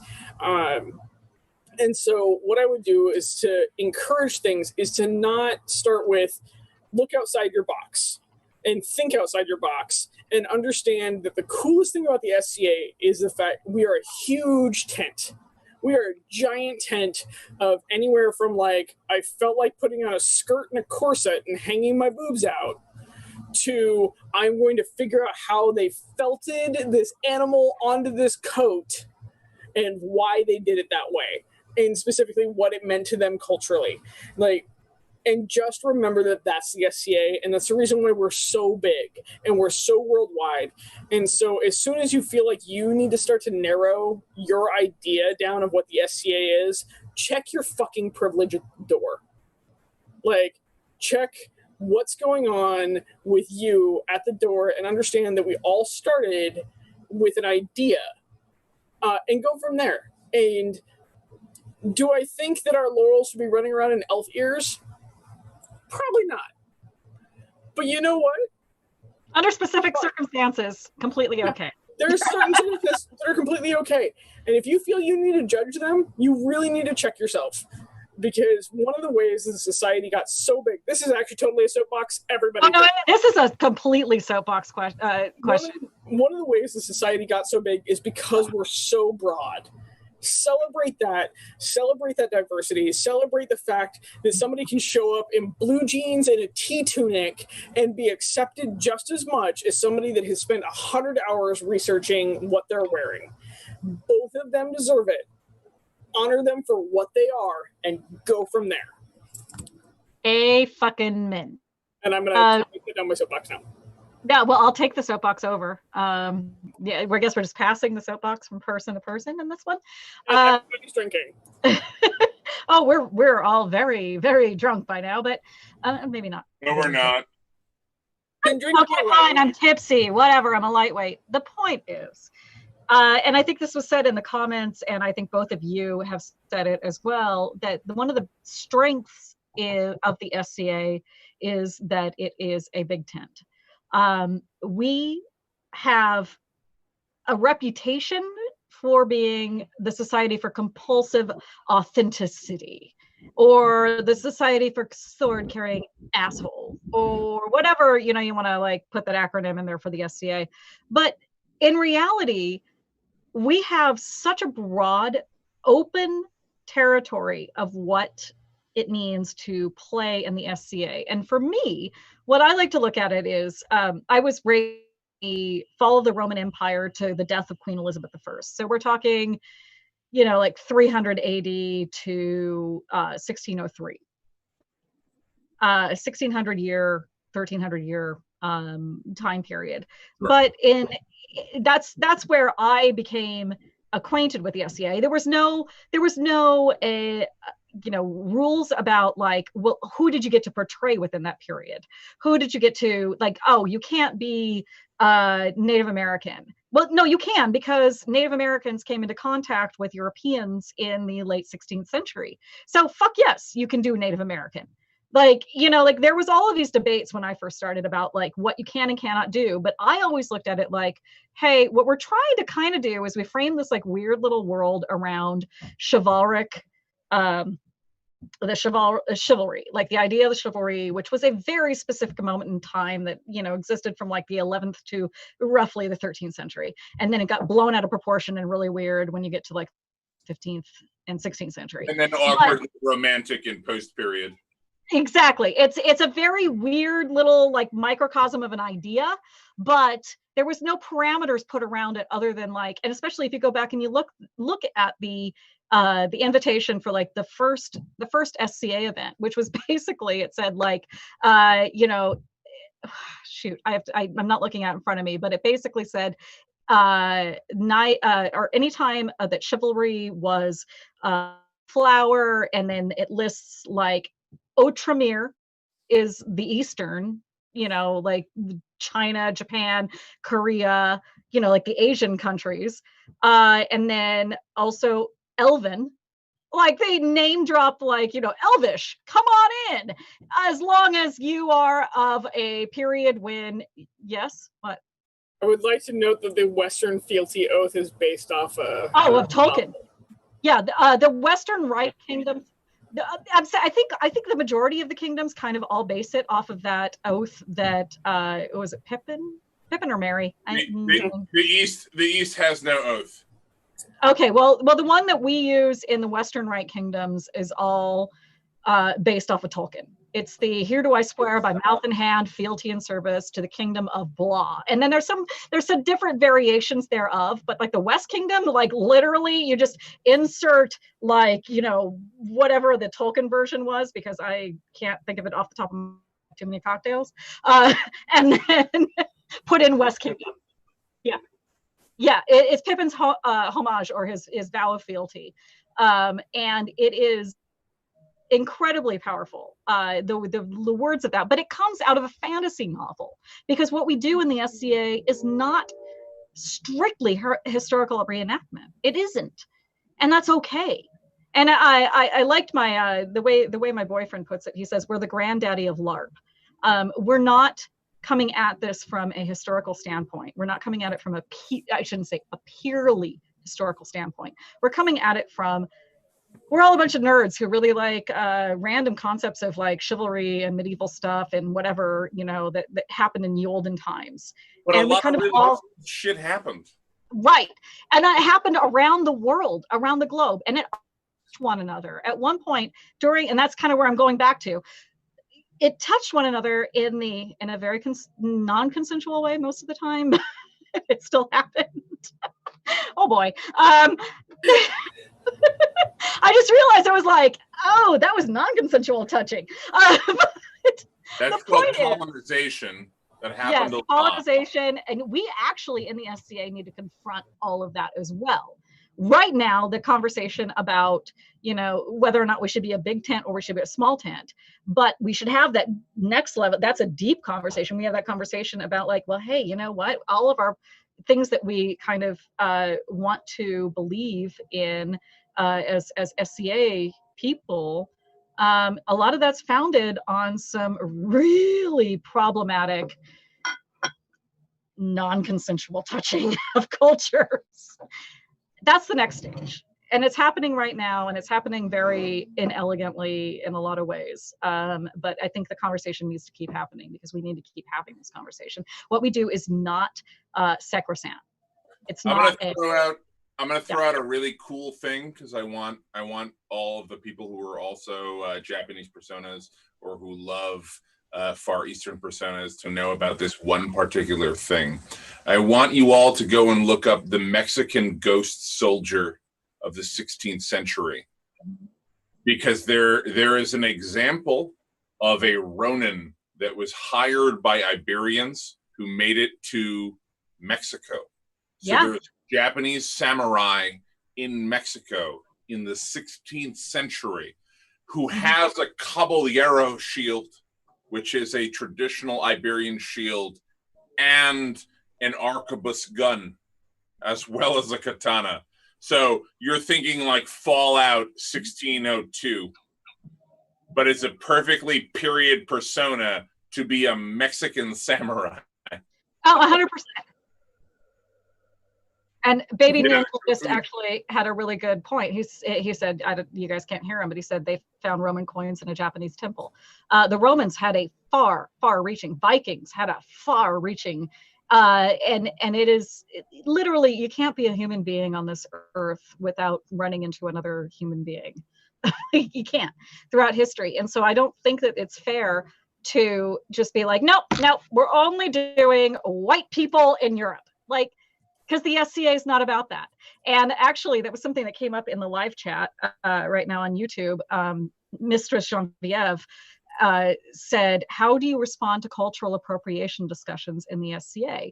And that's a really, really good, meaty question. And as a white person, I am gonna fuck it up, but I will give my answer and I will throw myself on this grenade. And I will say, if you, as a white person or white presenting, white passing person is interested in doing a non-white or white passing persona, yes, we know you do it out of love. Most people do, out of deep appreciation and love. I am not going to tell you you can't do it. But what I'm going to tell you is be able to have a conversation about it with people that call you on it. Because someone will say something about it. And I haven't experienced that directly because I don't do that persona. All right, Helga, yes, in a minute. In a minute. But I want people to understand that you need to understand where your motivations come from when you want to have that, you know, you're deeply, deeply, deeply attracted to this thing, but you're not of that culture. You have to, as that person who wants to do that thing, be ready to have that uncomfortable conversation with somebody who is of that culture. And you better be able to listen to them. And if they say that they are upset about it, you should be able to hear that and talk to them about it, come to an understanding about it, respect that. That's all I'm saying. Helga. So I'm going to put it in like blunter concepts because I actually stole that for a later episode. I think that's a very, very amazing question to have conversations with. I think there's a difference between stealing the fantasy or like almost worshipped ideal of a culture versus learning about the culture. It falls right back into having the conversation. Why have I not done a complete Scythian kit? Is because I feel like I can't honor the culture. I can't completely have that conversation yet of like, look, I'm a fucking white girl. Like, I know I'm white. And so until I can have that conversation with the research so I can represent that culture well and do it with honor, I feel that's the line of cultural like appropriation in that is if take the time to understand why things were done. Again, be willing to have the conversations and be willing to adjust your viewpoints versus just taking like this weird fantasized ideal of what it was and then applying it to yourself. I think that's the dividing line in it. So yeah. I could have an entire discussion on appropriation versus appreciation. That would probably last the duration of I honestly think it's a conversation that the SCA is having online, but I think we should actually start having it in quote unquote person. Yeah. I get it a lot because I'm in Iberian Kalo, which mundanely, obviously, so I'm in Iberian Kalo. I'm Romani in heritage, so I have to deal a lot with the SCA's representation of gypsies, which, for those of you that don't know, is a fucking racial slur. So now that I've drawn that line in the sand for you, you can tell me whatever reason you think that it's not a pejorative, and you can go fuck your own face. Because that's what it is. And whether or not you identify with the fact that the exonym is a problem is irrelevant, because I'm telling you that it is. Now, the important thing about that distinction is that the Iberian Kalo people themselves don't identify with that word being a problem. But the remainder of Romani culture does. Now, we don't do it because we were anti-fascist. And it's a 20th century thing. It's paisanos versus gitanos, and that's why you have bands like the Gypsy Kings, and I can go into all sorts of reasons why Iberian Roma people don't have a problem with that word. But, you know, like, so when someone says to me, it's like, when I was touring in Spain, there were these people that said this thing and they didn't care. I was like, you're totally correct. They didn't care. It wasn't important to them. It's not important to them. And honestly, it's not really important to you, but what you need to know is that some people still identify this as a pejorative, and you have one of two options, which is to care or not care.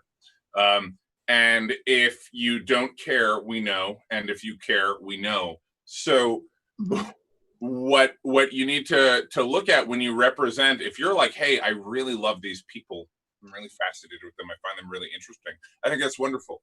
I think you should represent this history of these particular people. I think you should represent, you know, anyone who's a Banjara background, who's Doma from India, from a particular caste, and represent the migrant culture that has now spread itself throughout Europe to be this thing that is exotic and other, while simultaneously being Indo-Caucasian and impressive and interesting.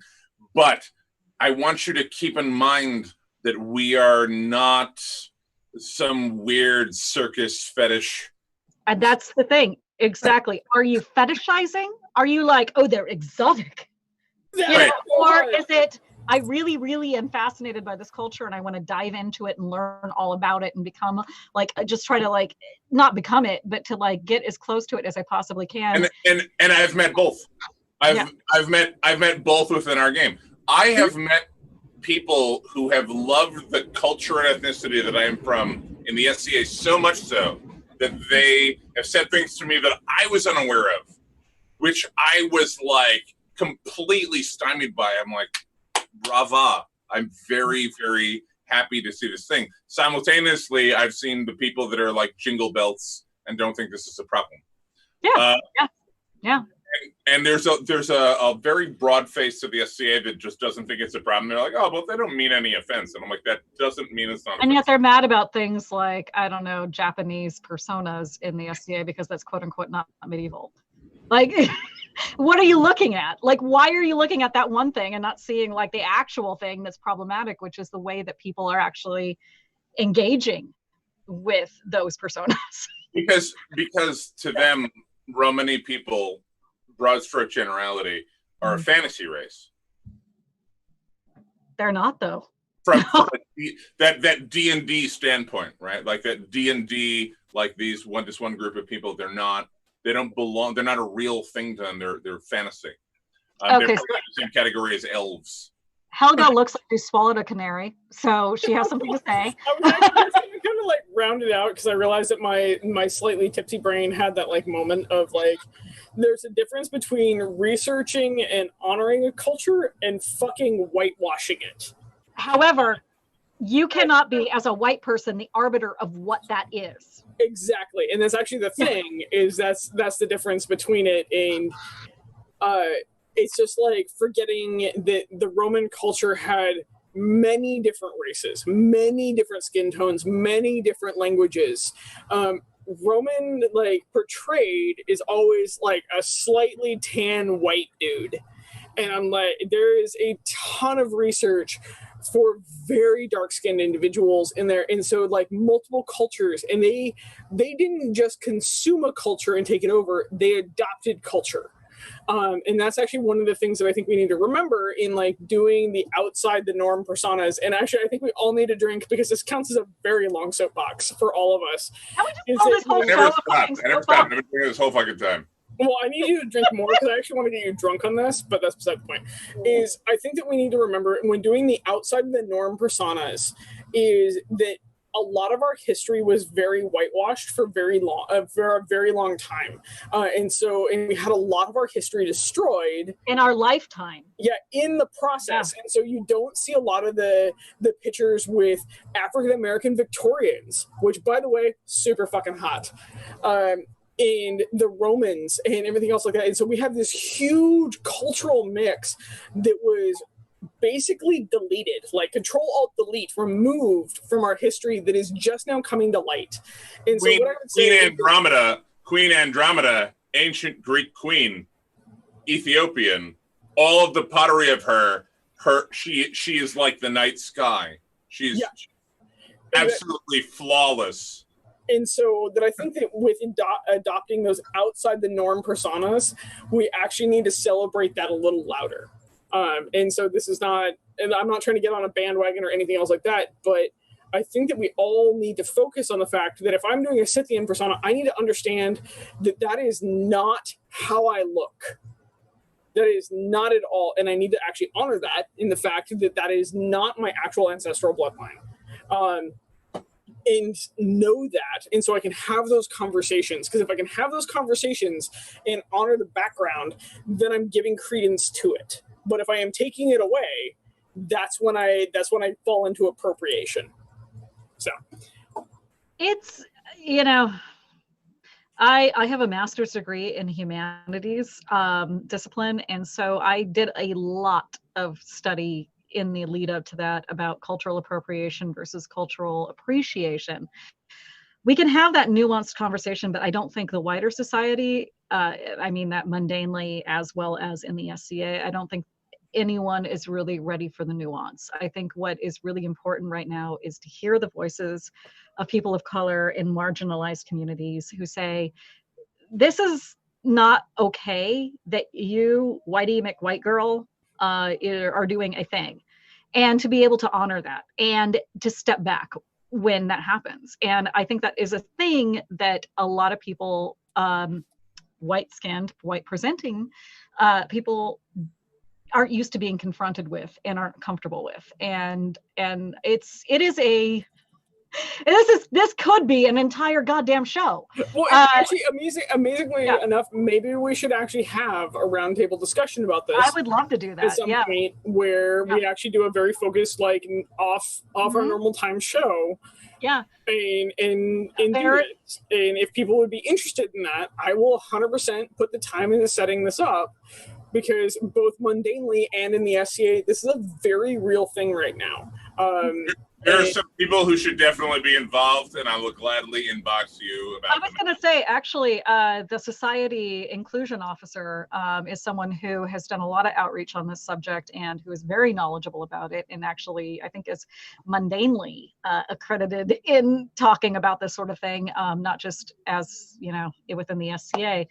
Would be somebody that if we could get on the show, I would love to do a roundtable discussion with, because I think it is something that is I'm super important. And then what I'm going to do is I'm going to actually move us on to our next question. Completely understandable. We need to have this conversation. Well, what I'm saying is that for the most part, all of our listeners right now are blowing up the YouTube feed saying, yes, I'm watching it. And so, Ryou, if we can invite you into having this discussion, we are... I'm just going to speak for Sarah real quick, and she can beat me down later.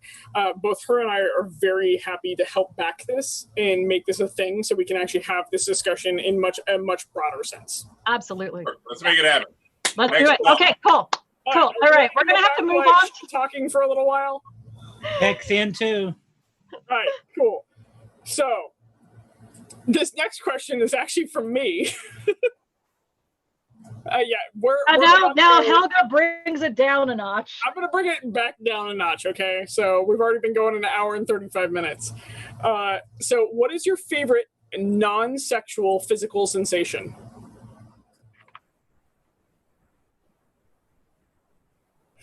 He's like,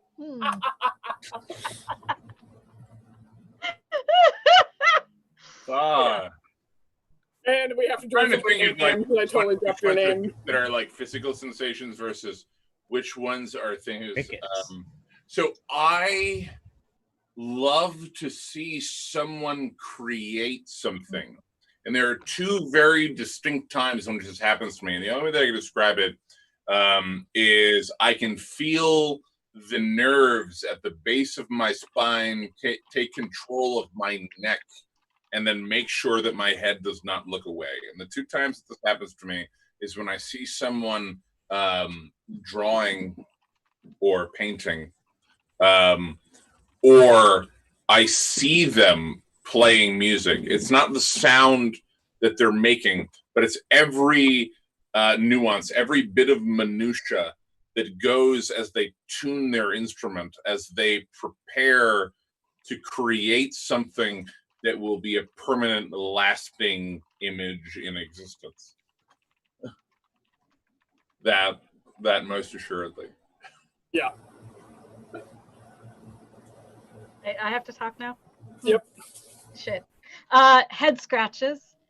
I like head scratches. Everybody, all critters love scritches. Everyone loves scritches. All critters. You get, like reptiles love scritches. Birds love scritches. Like everybody loves scritches. But head scritches are literally the best. Okay. And then that's been sexual for me way too fast. You're weird, Helga. I understand. No, she's not. Head scratches are amazing. Or playing with hair, like this is fake hair, by the way. So I'm all like playing with hair. I'm like, this is nothing. This means nothing to me. Yeah, but once you get to playing with hair, you're talking about fucking. No, you're not. There's nothing sexual about it if you don't want it to be sexual. No.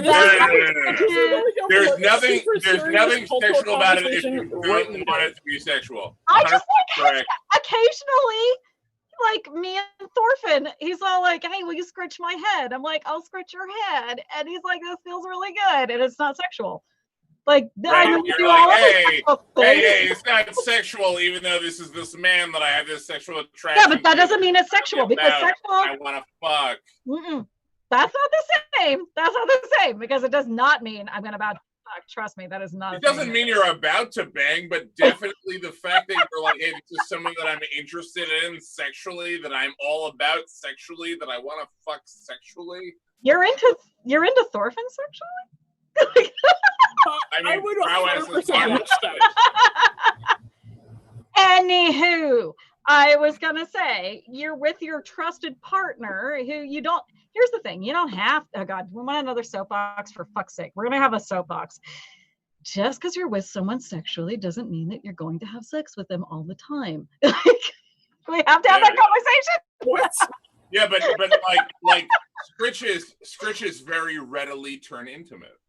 Well, no, I don't think it necessarily. Okay, when how old are you, Ryou? 34. Okay, get over 40. Yeah, it's just about these head scritches. It's not about the sex. Am I supposed to regret being over 40 right now? Like, what the fuck happened? Oh, trust me, there's a huge difference between 34 and 42. There is a giant. Check, get a lot of sex in between those 2 points, or what?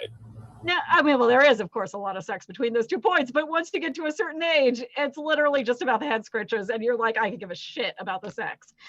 But, okay, I'm dragging this back to the actual question, and I said head scritches, and that leaned into a whole thing.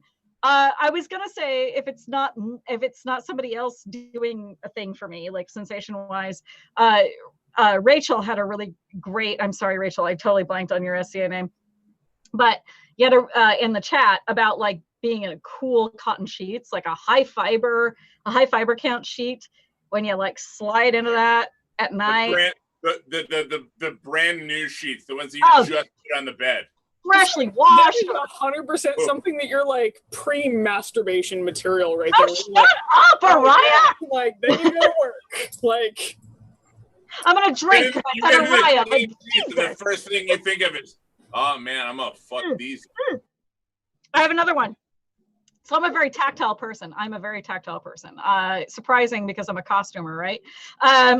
Like the velvet. Yeah, I can't wear it. Now this is this may be borderline sexual, because if I wear velvet, I'm literally doing this the entire time. Like, I feel so nice. I feel super nice, and everybody should totally feel me. Yeah, it's awful. That one I will cop to being borderline sexual. The other is freshly shaved head. Actually, not freshly shaved. Give it a couple of days. Like, shave your head and then give it a couple of days growth. I'm just all about, like, I want to touch it. I want to feel it. I think that feels really good. It feels like velvet. Sure. Yeah. Yeah. Let's see. There was another one. Oh, one of the things I do, which is a weird compulsive thing, is I will run my fingernails against my palm. And that I've done this since I was a baby. There's pictures of me doing this as a baby. And that is a very, like, it's comforting. That is the thing that I do that's comforting. And it's not sexual, for fuck's sake. All right, Helga.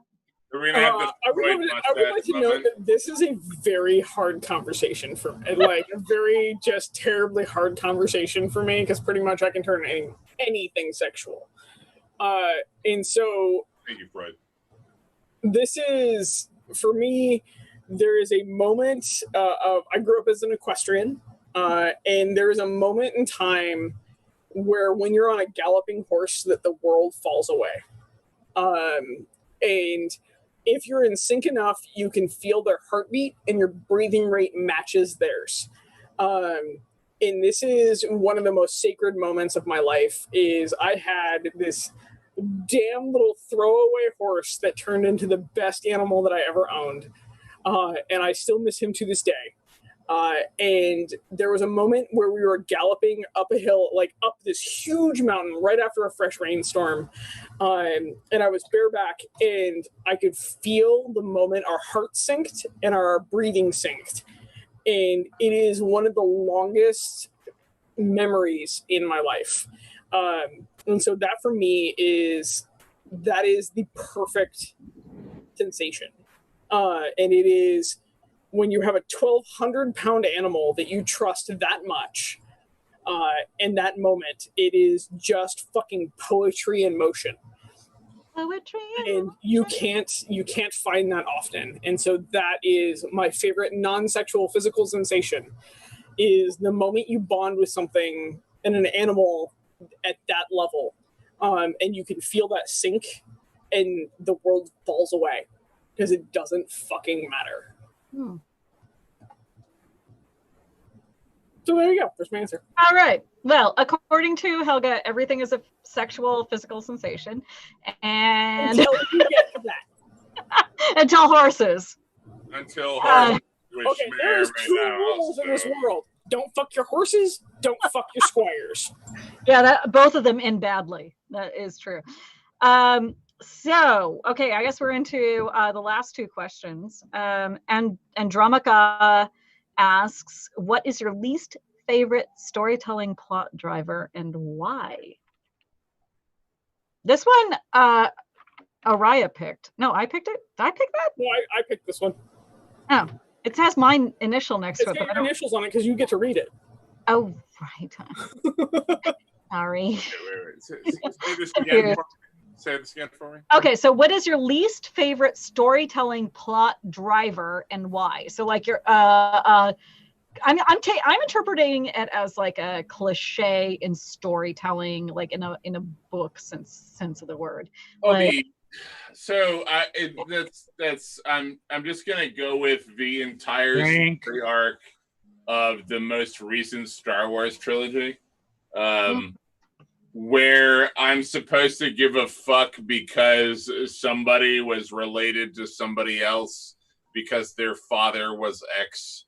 And we were bad guys, but now we're somewhat in love. Like, I find that shit to be so tired. Like, I just want stories that have nothing to do with who was fucking who before you were born. I don't like any type of setup or any type of storyline that isn't about you, the character, that was about someone else who birthed you. mm-hmm. That shit is not who you are. Just be you. And maybe it's because I have like a huge disconnect from my own personal family, but the idea of like lineage painting you, you know, to be like, oh, I should be away, so I'm the bad guy because my father was X, or I'm the good guy because my father was X, or I must avenge my father who has fallen, you know, very Star Wars again. Not about it. I think it's tired as hell. Valid. Super valid. Helga? So I hate the golden cock. So previous episode. That was gonna be my answer. My gosh. I hate the routine of a woman must sacrifice to sacrifice or find the dude to then find their power. Like, I just hate this plot driver. I love 75% of Wonder Woman. 75% of that movie. I am a fucking behind. If I could get rid of the golden cock plot driver, yep, that'd be it. I hate it in books. I will throw books across the room as soon as we find the golden cock plot driver. You want to know what a dick is good for? Riding.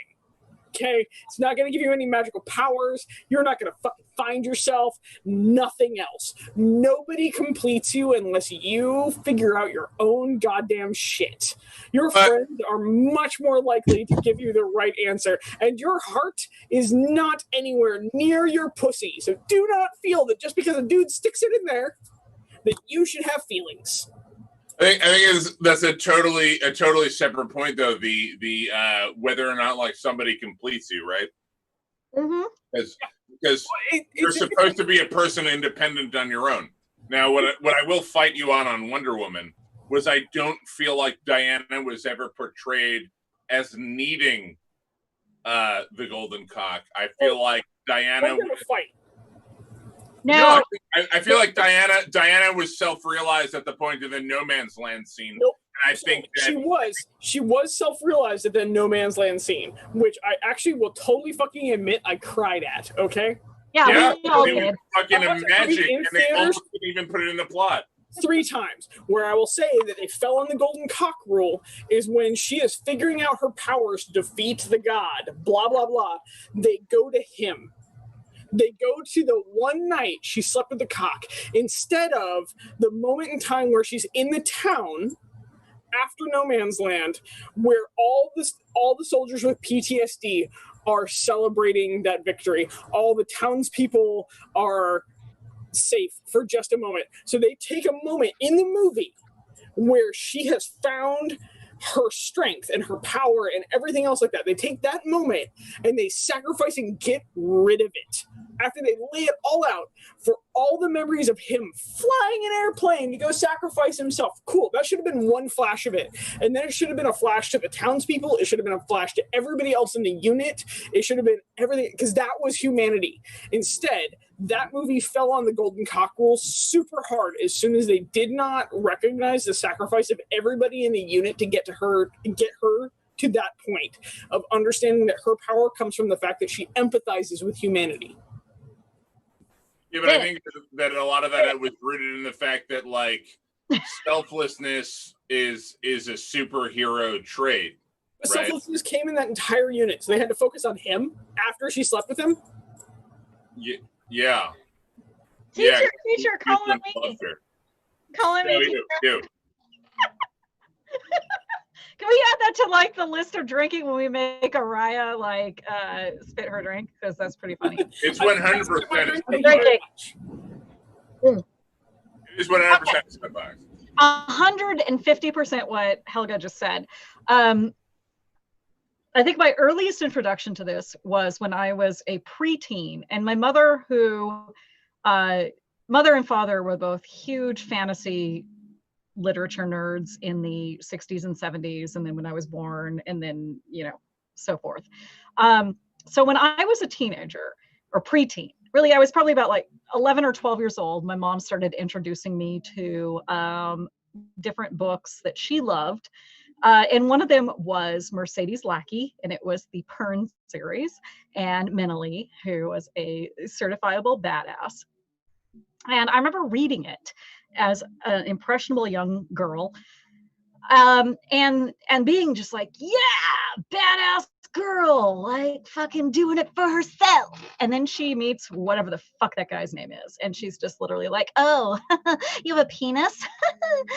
Okay, I'm cool now. I don't care. I'm just gonna be a homemaker. I'm gonna be Susie Homemaker from now on.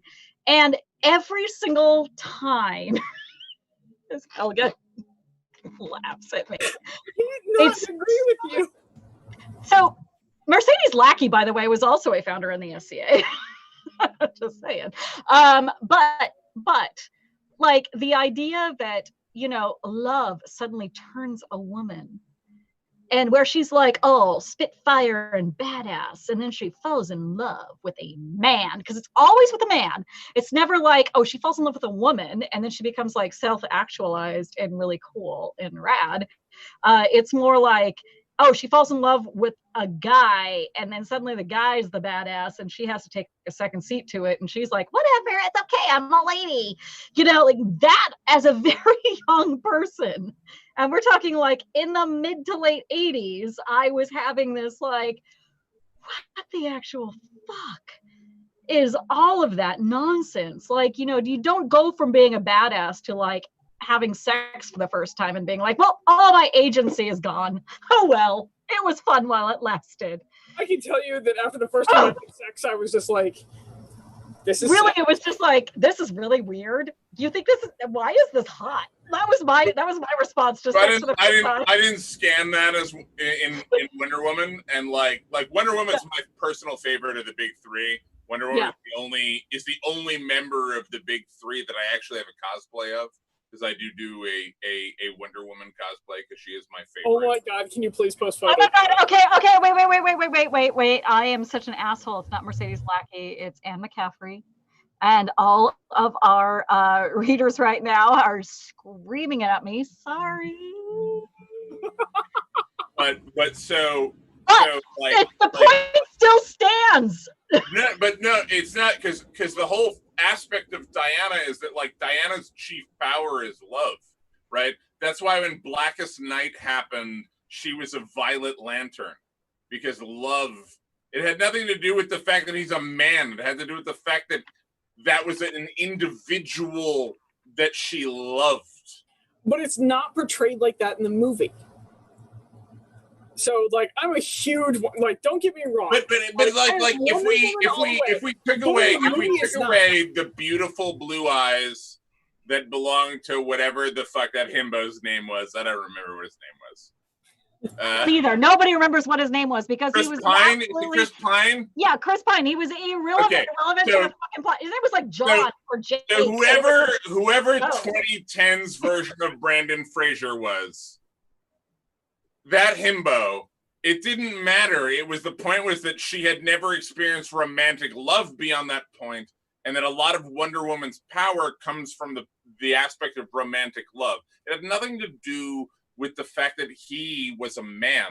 It had to do with that romantic love was her superpower. Okay, this might be a second show where we can just rant on this fucking terrible plot driver.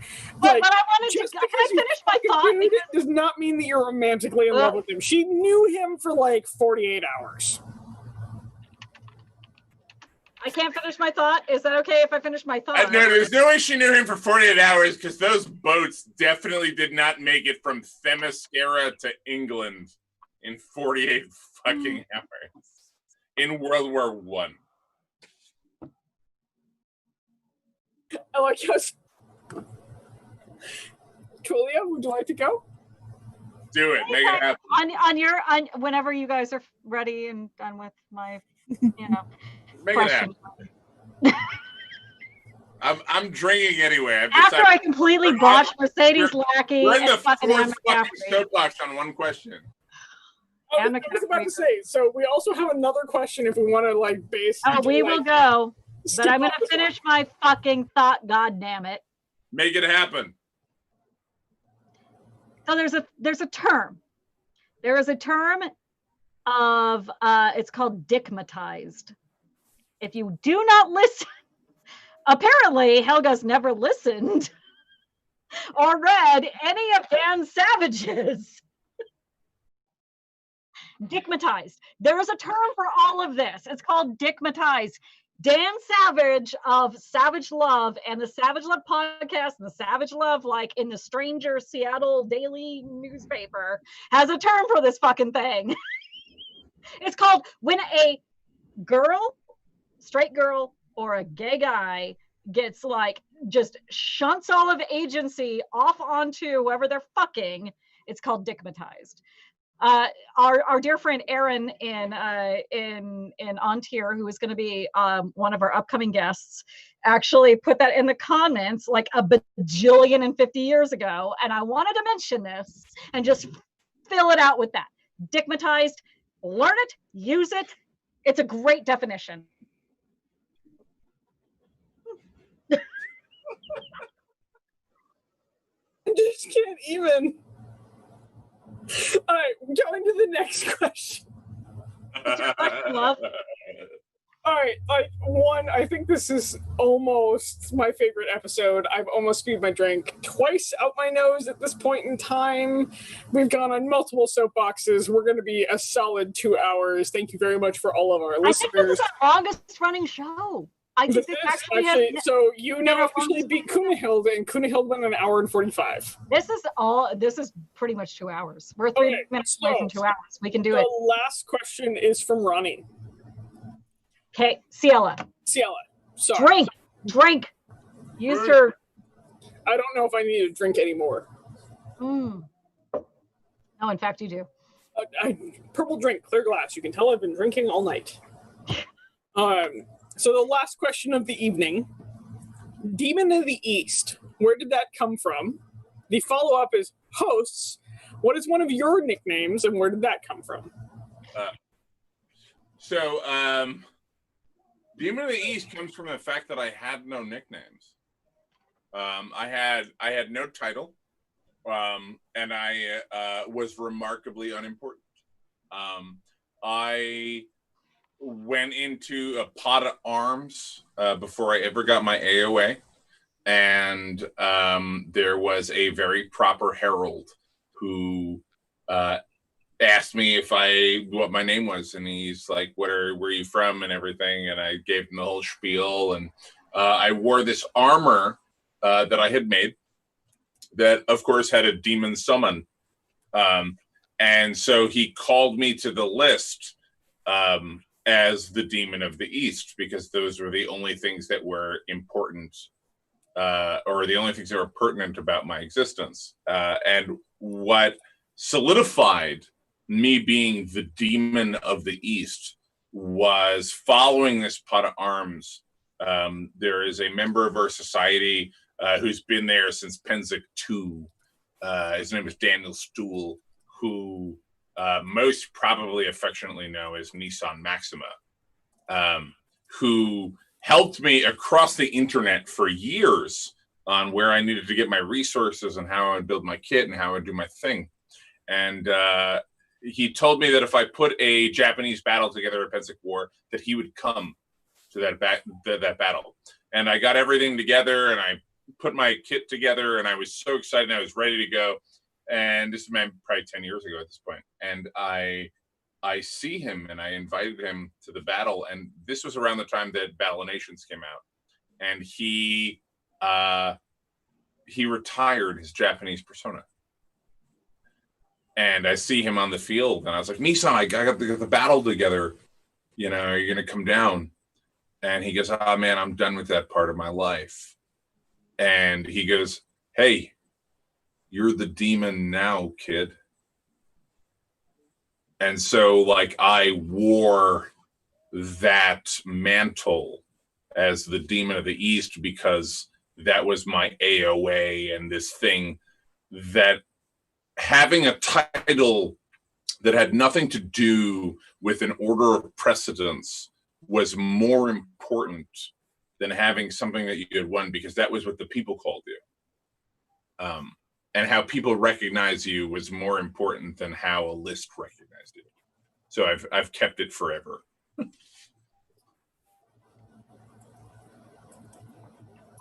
Solid. Mrs. Tulia? Oh, well, I'm not called the Demon of the East. If anyone wanted to call me the Demon of the West, that'd be rad.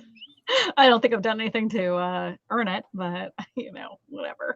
I really think, like, I don't have a nickname in the SCA except for the one that I think I like to call myself, which is Tulia Crulia, and it's funny because or Julia Gulia in The Wedding Singer.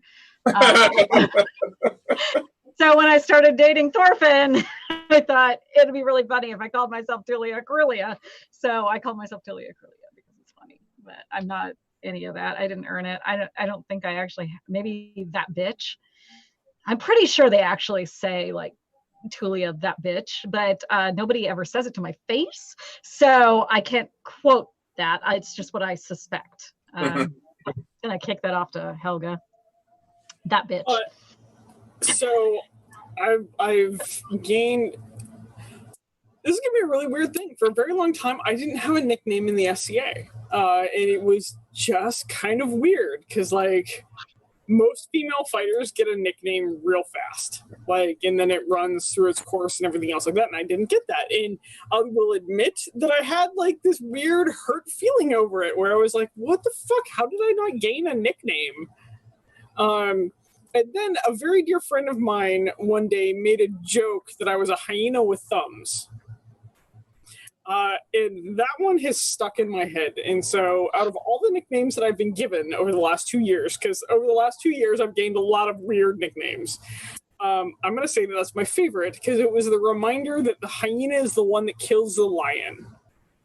And the hyena, for how much it is hated for its weird marketing scheme, because it was not seen as something that was acceptable, is one that has a better kill than lions, and it survives better, and it has the female is the dominant. And so that tonight is my weird favorite nickname. As I get called a hyena, and instead of cowering to that name gives me power that I did not know I had. I remember the time that you actually came into the office, because Helga and I worked together on a day-to-day basis, and she was like, somebody just asked to see my clitoris because they wanted to know if I was actually a female hyena because my dick was so big. That's how I remember the story going.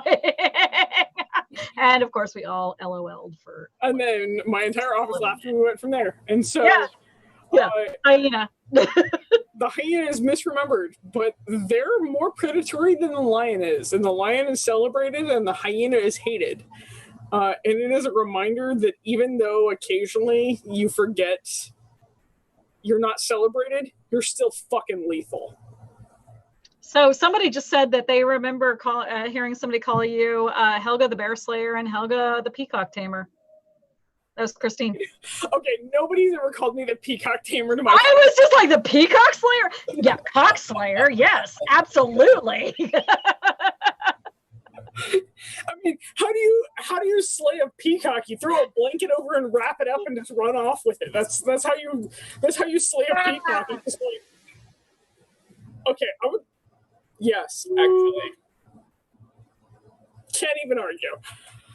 And so with that, I'm going to wrap up our show because we've gone an hour over our normal scheduled time. An hour and 5 minutes. Shit, guys. 2 hours and 5 minutes, actually. 2 hours. Yeah, for reals. We've gone long today. And so, Ryou, I want to thank you so much for joining us. Thank you for tolerating our weird questions. Also, for our viewers, thank you so much for sending questions into us. You are the only reason we're still here every week. If we didn't get questions, we would just kind of quit. And so I want to say, like the Facebook page, follow us on YouTube, and seriously, please follow us on YouTube. We're just about to break a barrier that will actually allow our videos to be shared much easier. But overall, we're here for you guys. If it wasn't for you, we wouldn't be here. If it wasn't for our very tolerant guests, we wouldn't be here. And so thank you so much for joining us. And Ryou, thank you for being one of our guests and having very real conversations with us, from anything from a funny question about how do you put your toilet paper all the way to a cultural appropriation in the SCA. And to not shy away from any of it. Especially the toilet paper conversation, for fuck's sake, right? If it wasn't for that, there's like a lot of weapons on Ryou's wall. Yeah, seriously. And so I just want to say thank you once again, and everybody, I hope you have a wonderful night. Good night, guys. Have a great weekend. Thank you so much. We love you. Everyone, much love.